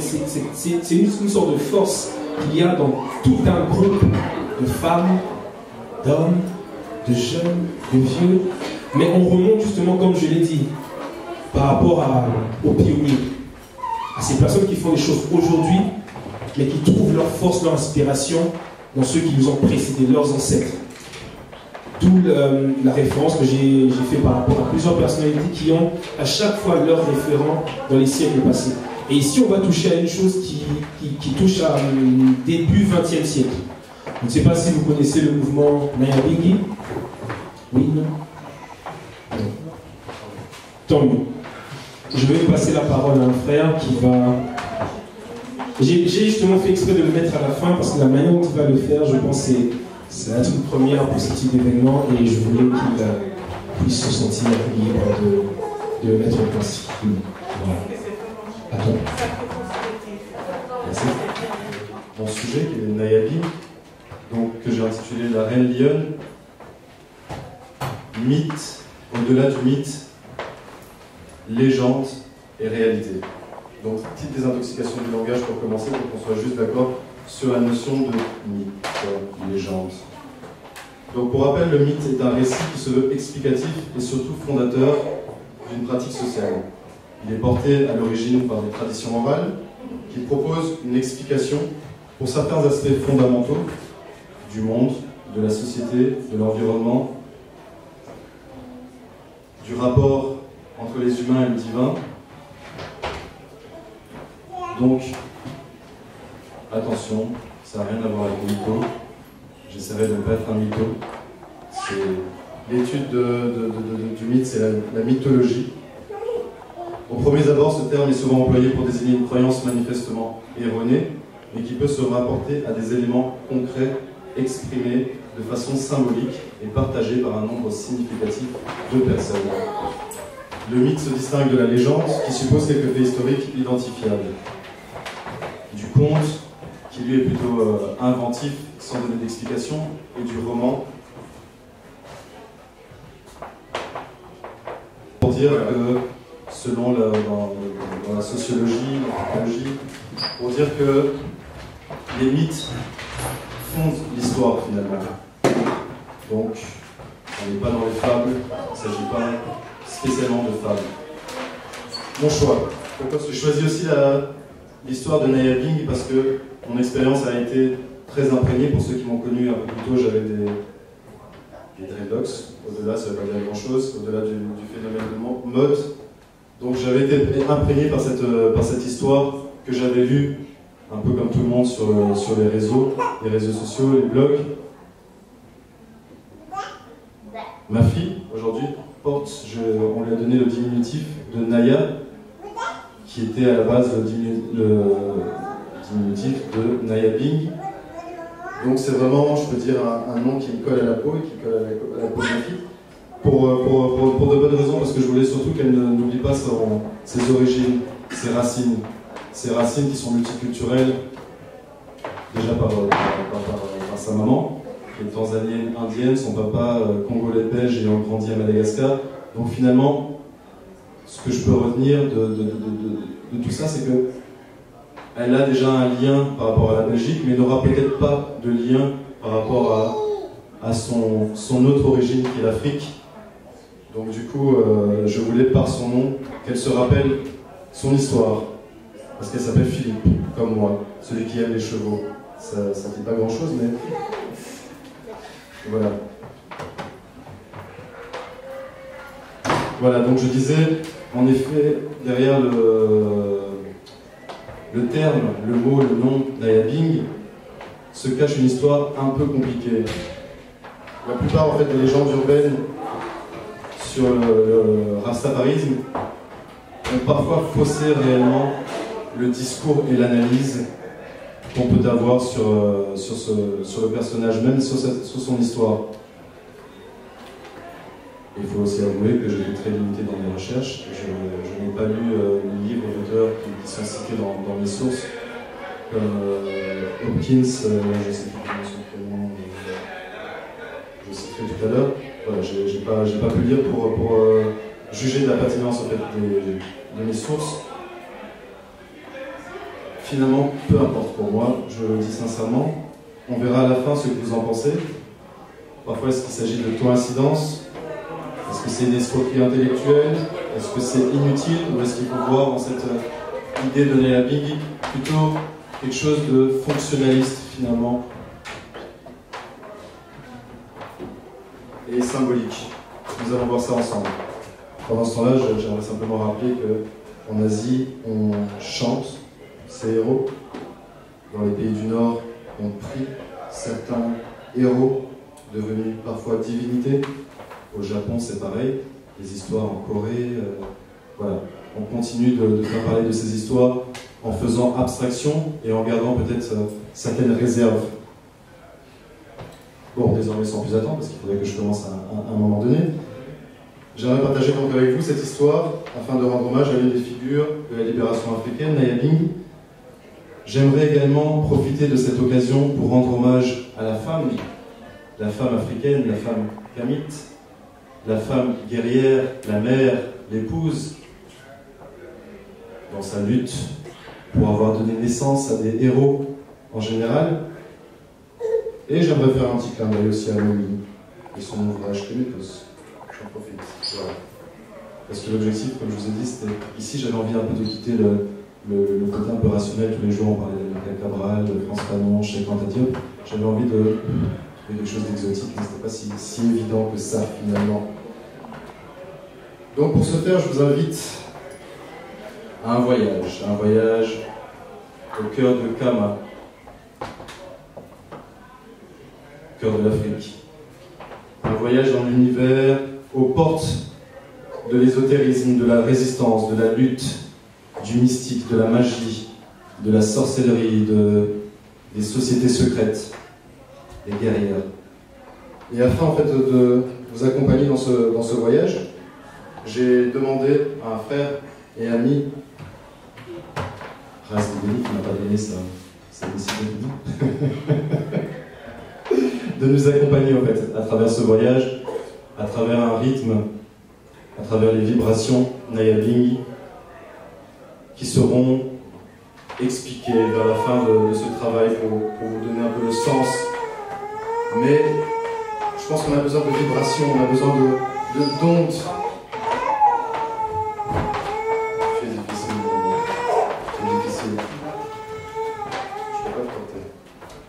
Naya Bing. Avant le Raga del Sol, avant le reggae, avant le ska, avant Bob Marley, avant le mouvement Rastafari, avant Léonard Howell Percival et son pinacle, dont le frère Hasbideli nous a fait l'honneur de présenter la dernière fois lors de ce même événement. Il y avait Naya Bing. Les auteurs sont souvent d'accord pour dire que Naya Bing signifie dans la langue couchite, de couche, située à l'époque entre l'Égypte et on peut dire l'Éthiopie actuelle, signifie la victoire des Noirs. Naya, noir, Bing, victoire. D'autres ont interprété ça comme mort aux Blancs et à ses oppresseurs et à ses alliés noirs. Je trouve qu'il y a moyen de réinterpréter ça autrement, mais sinon mon frère Bideli m'a appris tout à l'heure, et j'avais découvert cette histoire, je vous en parlerai plus tard, que En Kinyarwanda, on dit Nayabishi, qui veut dire qui contient beaucoup de choses. Binchi, excuse-moi. Bi. Bi. Bi.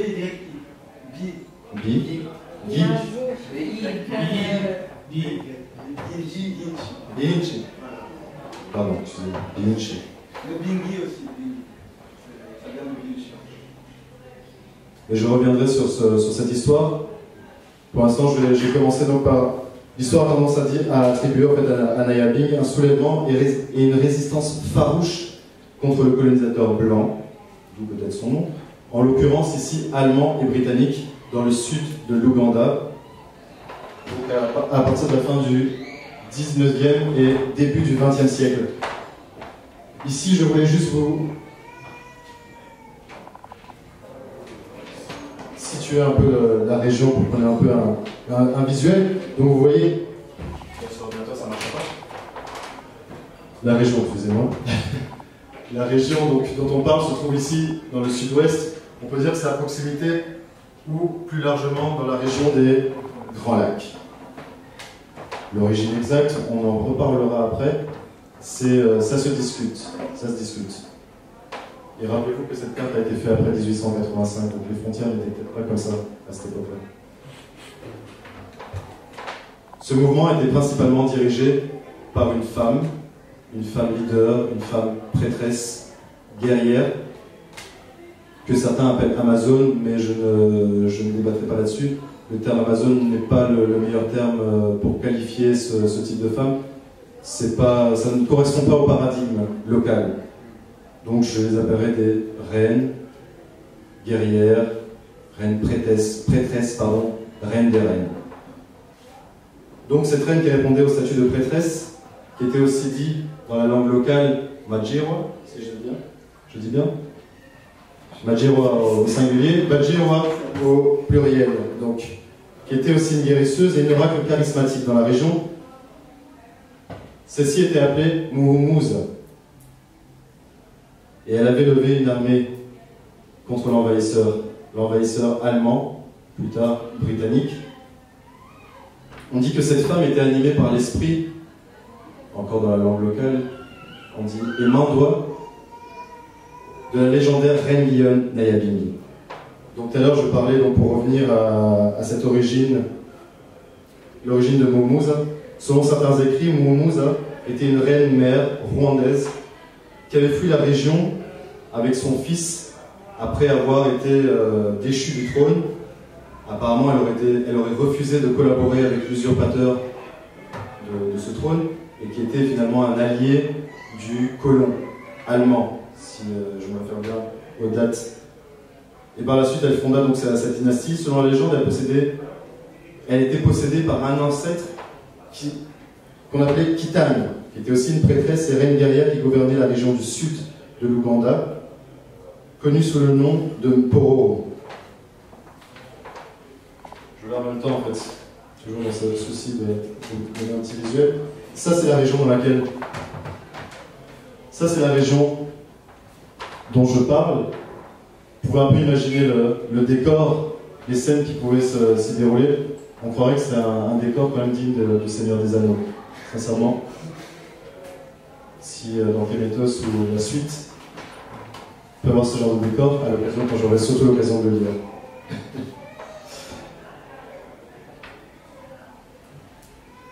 Donc je disais qu'elle était possédée par Kitani, qui elle-même possédait un tambour sacré, qui fut à un moment volé par un autre prétendant, qui lui fonda sa dynastie.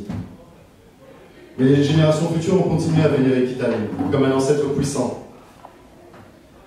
Elle était connue sous le nom de Nayabing et s'adressait aux prêtresses et oracles appelés donc Majirwas par le biais du culte de la possession.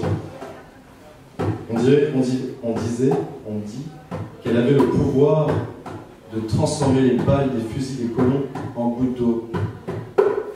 Je tiens juste à faire remarquer que c'est une histoire qu'on retrouve notamment à Madagascar dans la lutte coloniale contre les Français, où de nombreux sorciers ont été jetés, allez savoir pourquoi, d'avions, pour être sûr sûrement qu'ils meurent bien. qui avait le même esprit. On appelait ça, c'était pas Maï, mais il disait Ran, et les balles se transformaient en eau. On y croit, on n'y croit pas, ça fait partie de l'histoire. Je voulais aussi noter par rapport au culte des morts, je ne suis pas calé sur le sujet, je découvre, et j'ai découvert qu'il y avait aussi un intérêt particulier pour la spiritualité. À l'occasion, j'espère vraiment pouvoir échanger. Donc c'est pour parler du culte des morts et de la possession. Donc je disais que c'est un phénomène préexistant dans les cultures traditionnelles africaines. Peu importe où l'on soit, apparemment, on retrouve certaines similitudes malgré quelques différences, on retrouve des points communs. Par rapport à ce culte de mort, hier, je tiens à partager avec vous une petite expérience. J'étais chez un ami et il sort un livre qui s'appelait Les plantes des dieux. Ethnographie et bref, ça parlait des plantes des dieux qui sont en général les psychotropes. Et en ouvrant ce livre, je tombe sur quoi? Sur une image, pas de hasard je pense, d'une femme, une femme Kunuma, donc originaire du nord-est de l'Afrique. Donc sur cette image, on voit une magicienne qui conduit des femmes dans une danse. Ces femmes sont en transe après avoir ingéré un mélange secret de nombreuses plantes, dont entre autres la fameuse datura, qui est connue comme un très fort psychotrope. Lors de ces cérémonies, les femmes sont possédées par des esprits qui utilisent leur corps pour revenir dans le monde des vivants. Pour rappel. Donc comme je disais, en vécu à Madagascar, j'ai suffisamment vécu, j'ai été imprégné par ce culte des morts. Madagascar pratique le culte des ancêtres qui est appelé le Famadian pendant la période de Pâques, ici. J'ai vu, assisté, entendu dans les cabanes d'à côté des femmes qui étaient en train de rentrer en transe, assisté. J'ai vécu dans un village aussi de pêcheurs, il faut savoir. J'habitais pas en ville, et peut-être d'où mon intérêt à la terre et à toutes finalement toutes ces histoires-là. J'habitais à 10 km de la ville, un village de pêcheurs qui était très imprégné par la culture traditionnelle encore. Donc, je disais, je parlais de tradition africaine, je tiens aussi à noter au fait qu'on retrouve au fait dans cette tradition, cette spiritualité, une vision circulaire de la vie. On meurt, je peux parler de réincarnation, peut-être de résurrection, notre âme reste, d'où le respect des ancêtres, d'où le respect de la nature, d'où le respect des générations futures. En résumé, nous faisons partie d'un tout. En Occident, dans le Nord, la vision est plutôt linéaire. On vit, on meurt, et on devient poussière. Pour certains, on va au paradis, pour d'autres, on ira en enfer. D'ailleurs, voilà pourquoi, un peu, pour parler un peu de cette vision circulaire, pourquoi est-ce que je n'arrivais pas à expliquer en 2013 réellement ce qu'était le développement durable et l'écologie. Ils ne comprennent pas. Ils ont toujours pensé aux ancêtres et pour eux, ils ont toujours agi en pensant à son environnement, en respectant, on respecte l'arbre. Voilà, bref. Pour revenir au sujet, donc, je disais tout à l'heure, je n'ai pas eu l'occasion de lire le livre de Madame Hopkins, donc je m'offre le bénéfice du doute quant à la pertinence de mes sources. Et je ne rentrerai pas dans les détails, parce que c'est une histoire assez longue, on a très peu de temps également. Je vais essayer de partager avec vous en fait, l'atmosphère qui est imprégnée par Muhuza. Donc, je parlais de sources, il existe des sources en effet. Dont l'ouvrage d'Elizabeth Hopkins intitulé Nyabing, Cult from Southern Uganda, écrit en 1970, qui mérite, je pense, de se pencher pour retrouver justement les liens qu'il y a avec ces femmes, cette Nyabing. À cette époque, de nombreux fonctionnaires également soulignent les noms ne sont pas repris, malheureusement, je cite, qu'un très grave soulèvement général avait été évité de justesse. On parle de propagande Nyabing qui menace les projets de colonisation de la région.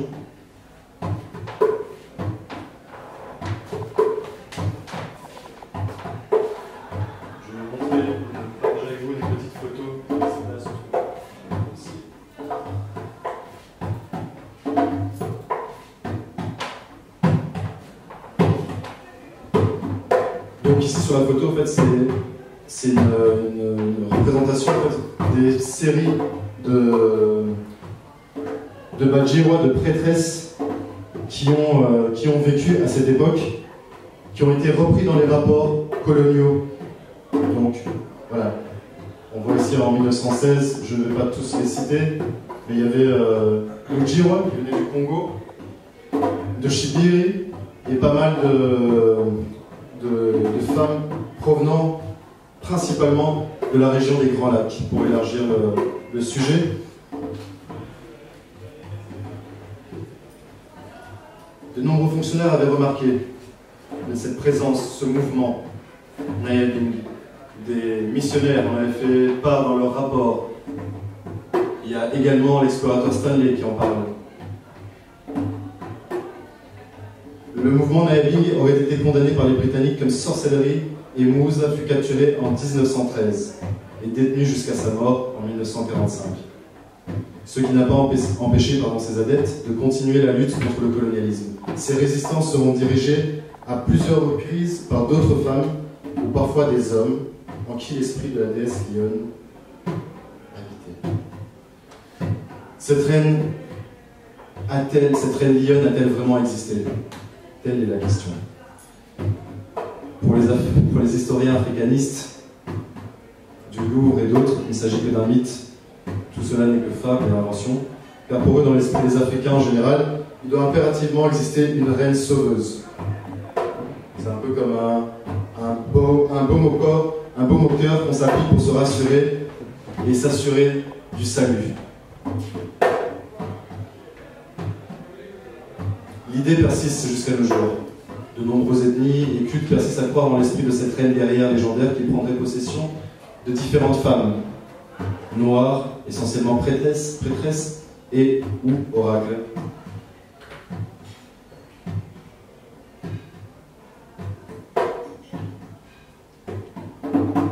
Toutefois, on va voir que l'origine de Nayabing ne remonte pas à Moussa, mais qu'il faut chercher plus loin en remontant le temps, et que finalement on se rend compte que Nayabing c'est un esprit intemporel qui traverse finalement l'espace-temps.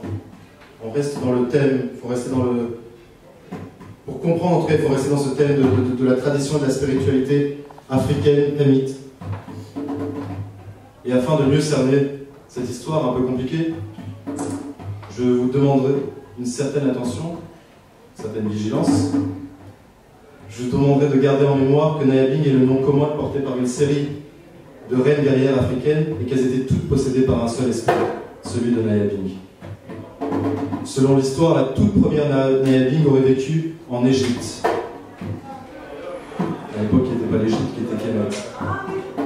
Non, c'était les Kamites, de la terre Kama.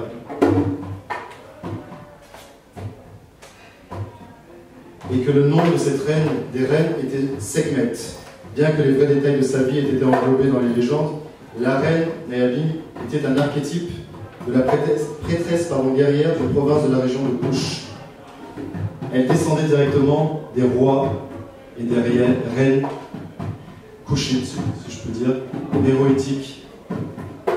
J'irais même plus loin, je dirais même peut-être sumérienne, nubienne. Elle serait une rebelle à cette époque. Elle se serait rebellée à cette époque contre l'intrusion barbare et l'occupation étrangère, qui menaçait et perturbait l'ordre et la stabilité de l'Empire ou le royaume.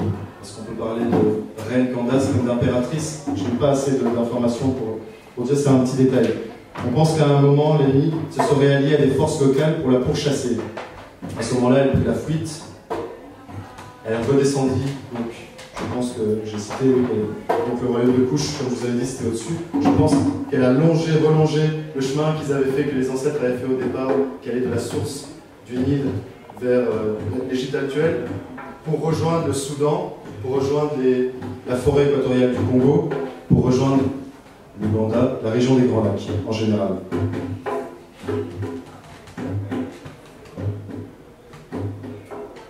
Là, dans un esprit d'audace et de courage et de devoir, elle créa une guérilla composée de femmes,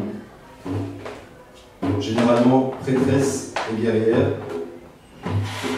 coiffées de dreadlocks.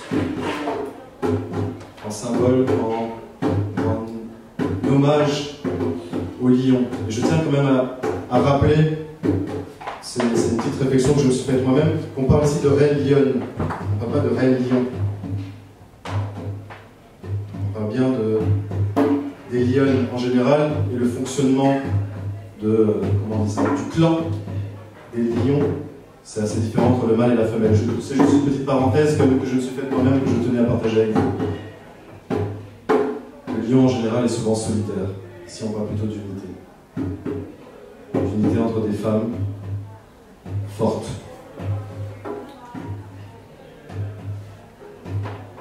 Donc, le mouvement Nayabing deviendra à partir de cette époque l'une des sociétés secrètes, je pense, les plus puissantes. J'en connais pas d'autres. Mais celle dont j'ai entendu parler, Nayabing du continent. Donc, aussi devenue déesse guerrière, après ou avant, les dates ne correspondent pas toujours, c'est pas très évident de repérer. Mais c'est une déesse guerrière aussi, donc Sekhmet de la mythologie kamite.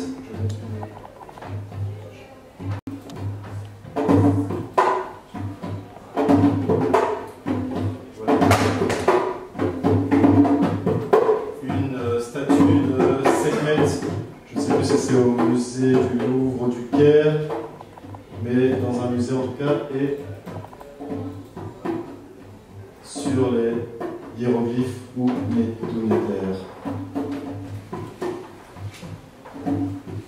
Donc on disait qu'elle s'était rebellée donc, contre la stabilité, et que non, j'étais pardon à la déesse. Donc on quitte ici la reine. On est avec la déesse guerrière de la mythologie kamite, qui est représentée par une tête de lion. C'est la personnification à la fois de la puissance, la destruction, mais à la fois de la maladie et la guérison. Moi, ça me rappelle bizarrement ce dont j'avais entendu parler, Gaïa par exemple, qui peut créer la vie, cette déesse de... Est-ce que quelqu'un pourrait me rappeler, rafraîchir avec moi? Je sais plus, je pense pas qu'elle est grecque, mythologie grecque. La terre. Qui met une certaine stabilité dans l'environnement, mais qui peut aussi être à l'origine des ouragans, des pelées naturelles. Donc Sekhmet était l'instrument de vengeance de Ré contre Ré. Et elle protégeait les pharaons contre l'insurrection des hommes en général. J'ai souvent pensé, et j'aime penser, qu'il s'agit d'Amanirenas, l'impératrice, la reine guerrière, qui a combattu contre les Romains à cette époque, et qui a aussi inspiré l'Égypte, entre autres. Donc, voilà. Les preuves sont maigres, et je laisse un peu une petite place à l'imaginaire ici.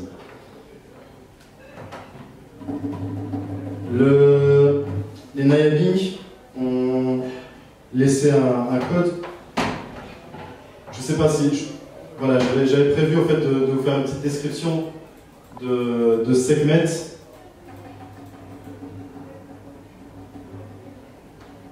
On peut voir, en fait, je vais faire rapidement, on peut voir sur le haut de sa tête de lionne un disque solaire qui représente la lumière, la puissance en général, où on voit au centre un Eurus qui est le cobra féminin, qui lui protège en général les pharaons, qui est la force qui représente la force destructrice,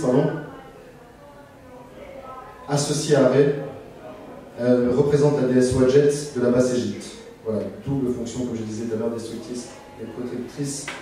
Il y a le sceptre d'Ouas, ici on ne le voit pas.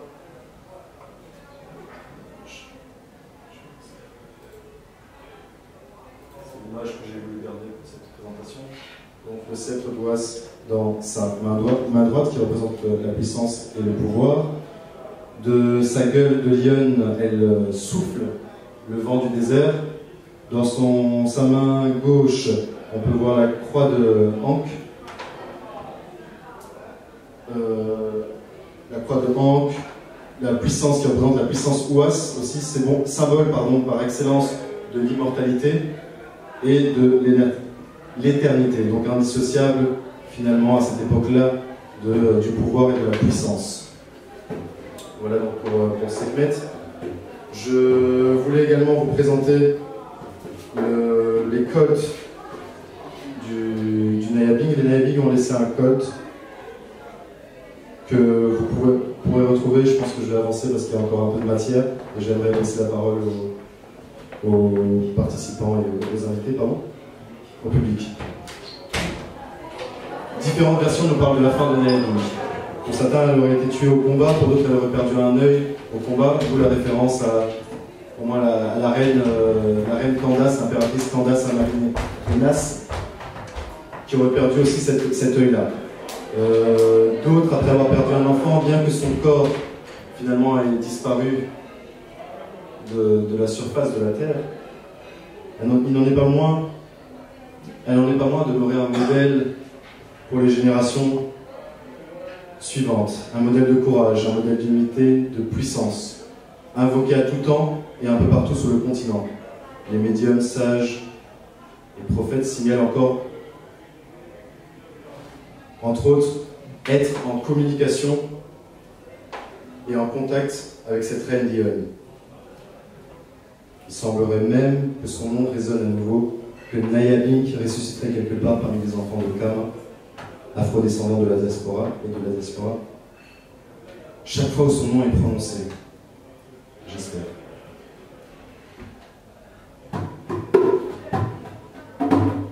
On parle également, et ça c'est très rapidement, on fait référence à de nombreuses reines guerrières, prêtresses qui ont été animées par cette puissance, dont notamment dans la diaspora, je pense à Nani, qui a mené le soulèvement des Maroons contre l'occupant.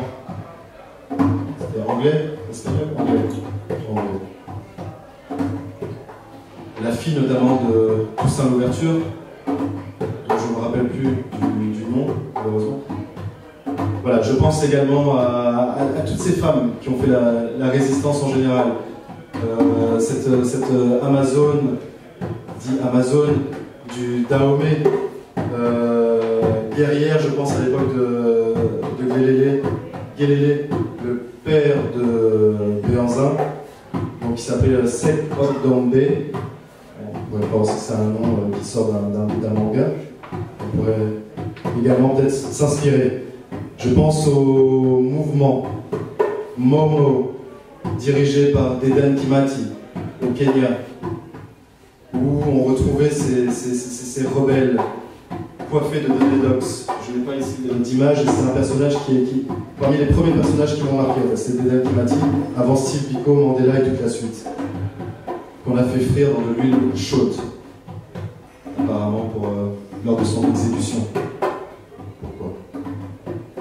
Je pense, on va pas faire cette digression qui est un peu dangereuse, je pense au Momo, je pense au Mai Mai, à tous ces rebelles qui, je pense, au fond, ont été inspirés par ce mouvement et que par la suite des choses, voilà, ils se sont peut-être un peu égarés.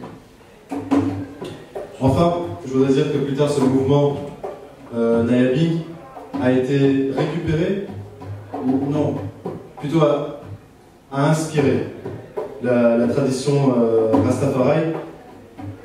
En Jamaïque, la traduction de Nayabing signifie ce que je vous disais au départ, mort, ou comme on voit, victoire des Noirs sur les Blancs et ses alliés noirs. L'ordre de Nayabing est l'un des piliers du mouvement Rastafari. Le culte est essentiellement consacré à Haïlé Sélassié, que l'on dit l'incarnation de Dieu, Jah, on dit souvent Jah-Love, Jah-Bless, qui est le messager. Donc finalement, Haïlé Sélassié, c'est comme un messager, un prophète sur terre, si je peux me permettre, revenu sur terre, réincarné dans une voie royale. Le mouvement Rastafari encourage le retour en Afrique pour tous les Noirs de la diaspora, tel que le revendiquait l'honorable Marcus Garvey. Ainsi, l'histoire de l'Afrique, les traditions, la culture prennent une place primordiale dans le mouvement Rastafari.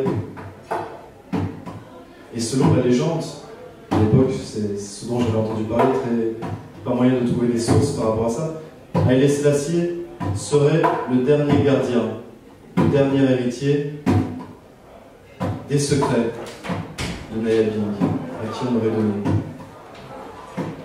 J'aime parfois penser à la bataille d'Adwa, peut-être des seules batailles qu'on pourrait citer, où il y a une réelle unité militaire, guerrière, panafricaine. Des rebelles, je vais les appeler comme ça, des gens qui se battent pour le sens du devoir, sont venus du Congo, sont venus des contrées environnantes pour venir en aide à l'Éthiopie à cette époque-là, qui devait combattre l'invasion italienne. Petite parenthèse, je vous laisserai découvrir ça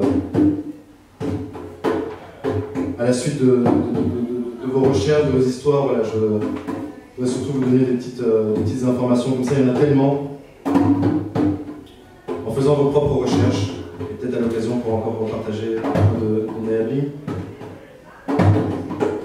En conclusion, on peut dire que, et on l'a vu, que Naya Bing est une histoire compliquée. C'est l'histoire d'un esprit intemporel, donc comme je l'ai dit, qui traverse le temps, qui traverse l'espace, pas de frontières. C'est en même temps un hommage aux femmes qui ont donné de leur sueur, qui ont donné de leur amour pour certaines, de leur force, de leur courage, de leur détermination. Malheureusement, trop peu connue du public. On connaît la reine de Sheba, on parle souvent de Cléopâtre, qui ça se discute sur son africanité, peu importe, ça se discute, il y a encore pas mal de choses à dire sur ce sujet-là. Mais on peut également dire que Naya Bing est un appel à toutes les résistances à venir.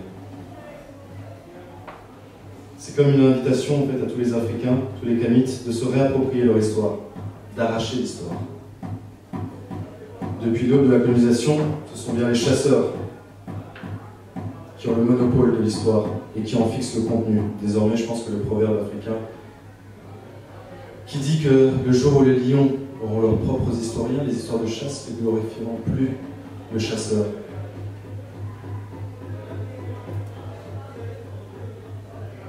Je pense que désormais ce proverbe a sa place à travers l'histoire de Naya Bing. Savoir pourquoi, est-ce que c'est une fable, est-ce que l'histoire de Naya Bing est vraie, de Moussa, Je pense que finalement, peu importe.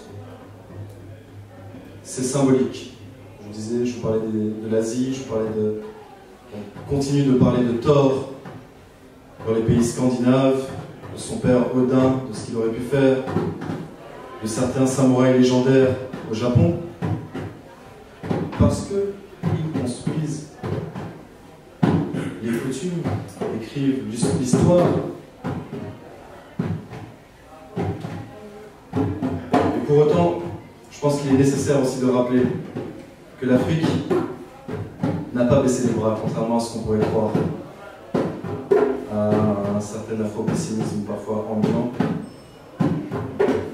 Elle ne s'est pas laissée prendre par l'envahisseur.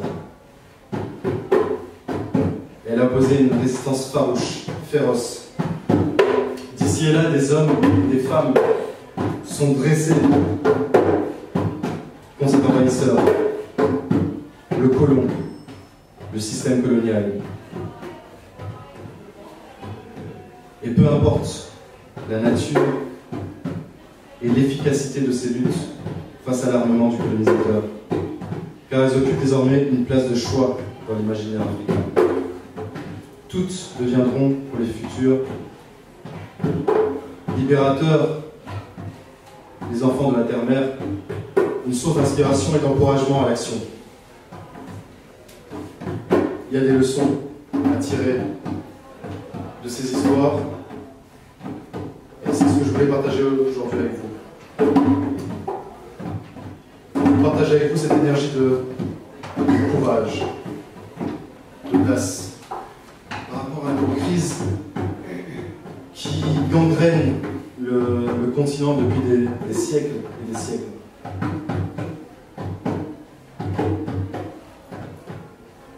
Et je vous remercie d'avoir écouté.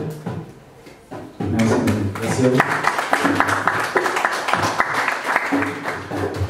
Je pense que le mot qui nous réunit, qui est revenu souvent au cours de notre discussion, c'est ce mot résistance. Et je pense que ne jamais oublier est un acte de résistance.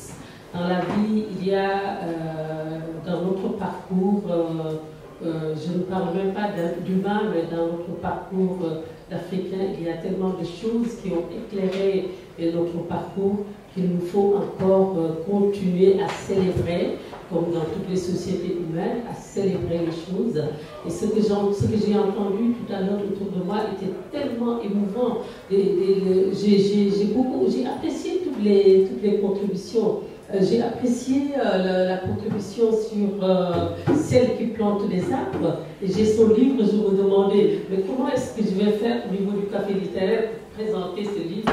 Donc je pense que cette rencontre nous permettra de présenter le livre.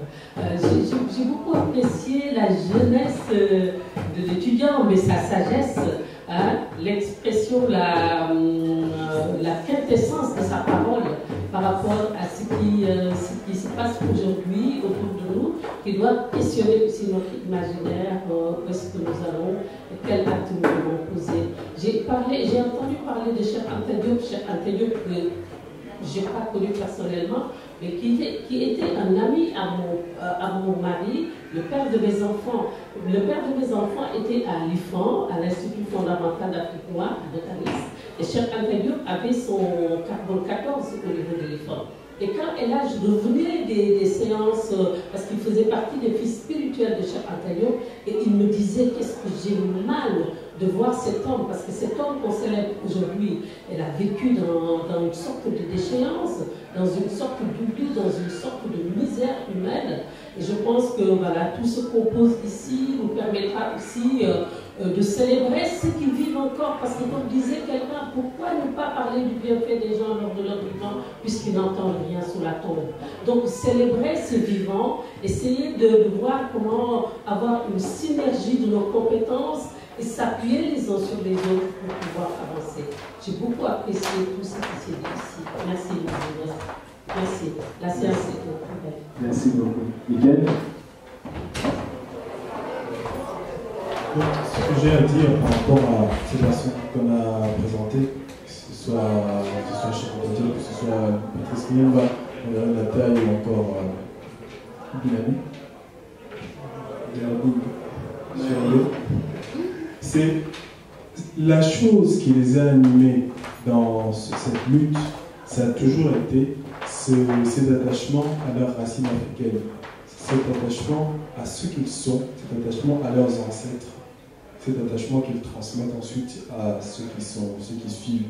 Que ce soit Cheikh Anta Diop, c'est quand il a compris que l'Afrique, finalement, ce n'était pas comme ce qu'on disait à l'école, c'était un continent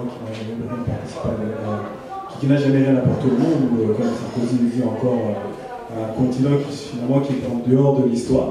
C'est là justement qu'il a eu ce déclic-là de se reconnecter à ses ancêtres et de commencer à faire le travail extraordinaire qu'il a fait. Patrice Lumumba de même. Patrice Lumumba, on ne le dit pas souvent dans son histoire, mais Patrice Lumumba a aussi été en connexion avec le panafricanisme. Il a été, par exemple, écouté une conférence de Kwame Nkrumah, je crois que c'était lui, et Kwame Nkrumah parlait justement du panafricanisme, de cette unité africaine et de ses ancêtres glorieux, et ça lui a justement donné une force extraordinaire qui lui a permis d'avancer. et Nayabing également, hein, qui elles, bon, toutes ces Nayabing-là, bon, elles ont eu la chance que nous n'avons pas eu d'être justement connectées à cette culture africaine, cette culture qui finalement est contrairement à celle qu'on veut nous faire croire. C'est pas une culture de gens paresseux, ce n'est pas une culture de gens qui sont en retard, c'est une culture de l'excellence. Hein. C'est d'ailleurs une des choses qu'un professeur d'histoire, un excellent scientifique, le professeur Omotunde dit que nos ancêtres avaient une culture de l'excellence, c'est-à-dire qu'on attendait des enfants qu'ils fassent mieux que leurs parents, pas comme, mais mieux encore. Histoire d'amener encore notre culture à un niveau au-delà de ce qu'elle était. Il fallait toujours apporter à nos enfants un monde meilleur, que nous aurons façonné, de façon à ce qu'eux le façonnent pour qu'ils soient encore meilleurs. C'est une culture de l'excellence et de la beautification. Excusez-moi, je ne vois pas le terme en français. Comprenez encore mon émotion. Et donc, c'est ça justement, c'est ça que nous devons retrouver si nous voulons être efficaces dans notre lutte. Nous devons nous reconnecter à ces ancêtres, nous devons apprendre qui ils étaient pour savoir qui nous sommes réellement et comme ça, nous connecter à cet être intérieur, à nous-mêmes, qui est le réel héritier ou héritier de ces ancêtres-là, pour que cet être que nous sommes réellement puisse nous guider vers notre avenir qui est la Renaissance africaine. Merci. Mali. Moi, je dirais deux mots, c'est renaissance et réappropriation. Tout au long des interventions de chacun, c'est ça qui m'a inspiré en fait ces mots, parce que je me rends compte que l'histoire telle qu'elle nous est présentée est une histoire biaisée. Et tout un chacun ici a dû refaire un travail de recherche, si pas un travail de réappropriation, puisque c'est de ça qu'il s'agit. De renaissance, puisque, comme l'a dit si bien David, en parlant de Nayabing, c'est l'esprit qui renaît selon les traditions dans la spiritualité africaine, on parle de renaissance. Il y a plutôt cet esprit, cette compréhension d'immortalité, contrairement à ce que l'on pense, selon qu'on soit ici en Occident, où il y a cette linéarité, comme tu l'as si bien dit, et que dans les âmes, soit dans le paradis, soit damnés en enfer. Donc, contrairement en Occident, en Afrique, c'est tout autre. Donc moi, j'ai beaucoup appris avec Nayabing surtout, que je ne connaissais pas, de le nom aussi, sinon sans plus.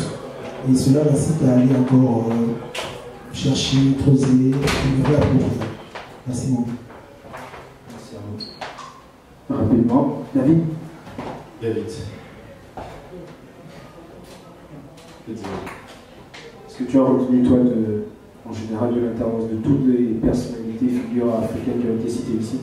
Faire écho à mon aîné déjà, c'est qu'on a parlé aujourd'hui de résistance, de lutte. J'ai parlé de Nayabing, d'un esprit, d'un symbole. Il faut garder à l'esprit que cette lutte a changé depuis le début du XXe siècle, où, rappelons-le, il n'y a que 3 générations pour le temps qui nous séparent. C'était hier. C'était hier.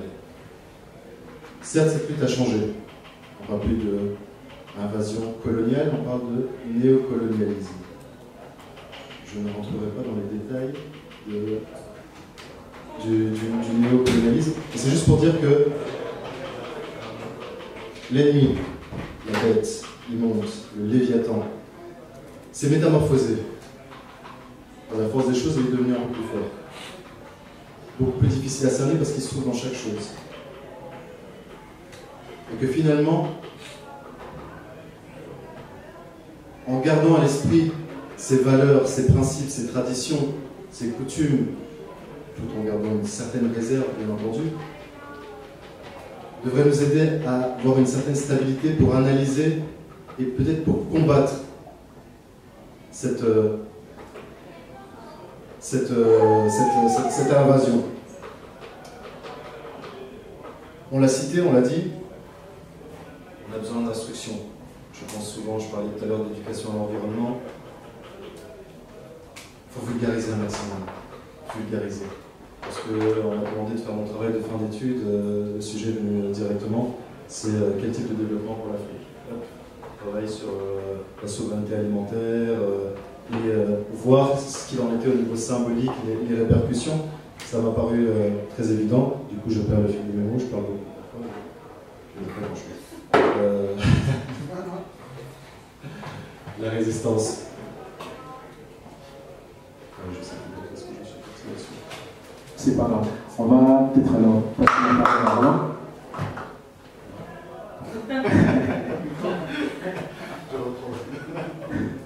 Les grands frères d'aujourd'hui, c'est compliqué. Ah oui, compliqué, mais aimable et honorable. Merci, grand frère. Donc, ce que je retiens des interventions. Je pense que les étudiants africains de l'ICL, ça c'est très intéressant ça pour nous. Merci. On va parler. Merci également. Ce que je retiens, c'est vraiment l'importance, je pense, de la transmission de la mémoire, parce qu'il y a un problème, je pense, d'information par rapport à des personnes qui sont même parfois nos contemporains, dont on ne connaît pas en fait l'implication dans les choses que nous vivons, dans l'implication dans les combats que nous vivons, et souvent, surtout dans la situation où on manque de figures de référence, on manque de modèles, on manque de personnes qui puissent présenter à nos enfants en fait. À qui on dit, nos enfants sont nos enfants. Nos petits frères, nos petites sœurs, les enfants de ceux qui sont parents, viennent avec des interrogations, viennent avec des frustrations, viennent avec des ressentis, parce qu'ils sont capables de voir, comme la xénophobie, le racisme, etc., de leur jeune âge. Le problème, c'est que si on ne répond pas positivement en leur donnant des réponses, telles que des modèles, des héros, des figures qui ont changé le monde, ils finissent par croire que eux n'ont rien pour eux et qu'ils doivent tout prendre chez les autres. Ils prennent déjà cette habitude trop jeune. Du coup, quand je pense à toutes ces figures et à toutes ces personnes dont on a parlé, eh bien, ce sont des personnes de différentes générations, de différentes époques, de différents lieux. Et chacun, au final, a matière à puiser son héros, son héroïne et à transmettre ce message-là, son message, à transmettre son héritage, pour permettre au final que tous puissent être, entre guillemets, édifiés et grandir grâce à cet apport de tout un chacun. Des gens comme Cheikh Anta Diop sont fondateurs d'une pensée, des gens comme Lumumba ont apporté une idéologie de combat, de lutte et d'unité. Voilà, je découvre des Nyabingi, c'est ça? Nyabingi. Je vois vraiment que ce sont des mouvements qui sont porteurs d'une idéologie, mais surtout des mouvements qui apportent une fierté, une dignité, les deux, je dirais, parce qu'il y a de quoi être fier d'avoir cet héritage et il y a de quoi se sentir vraiment dignifié au travers porté pareillement. En fait, il y a de quoi être fier. En fait. Voilà, donc je pense que c'est ça.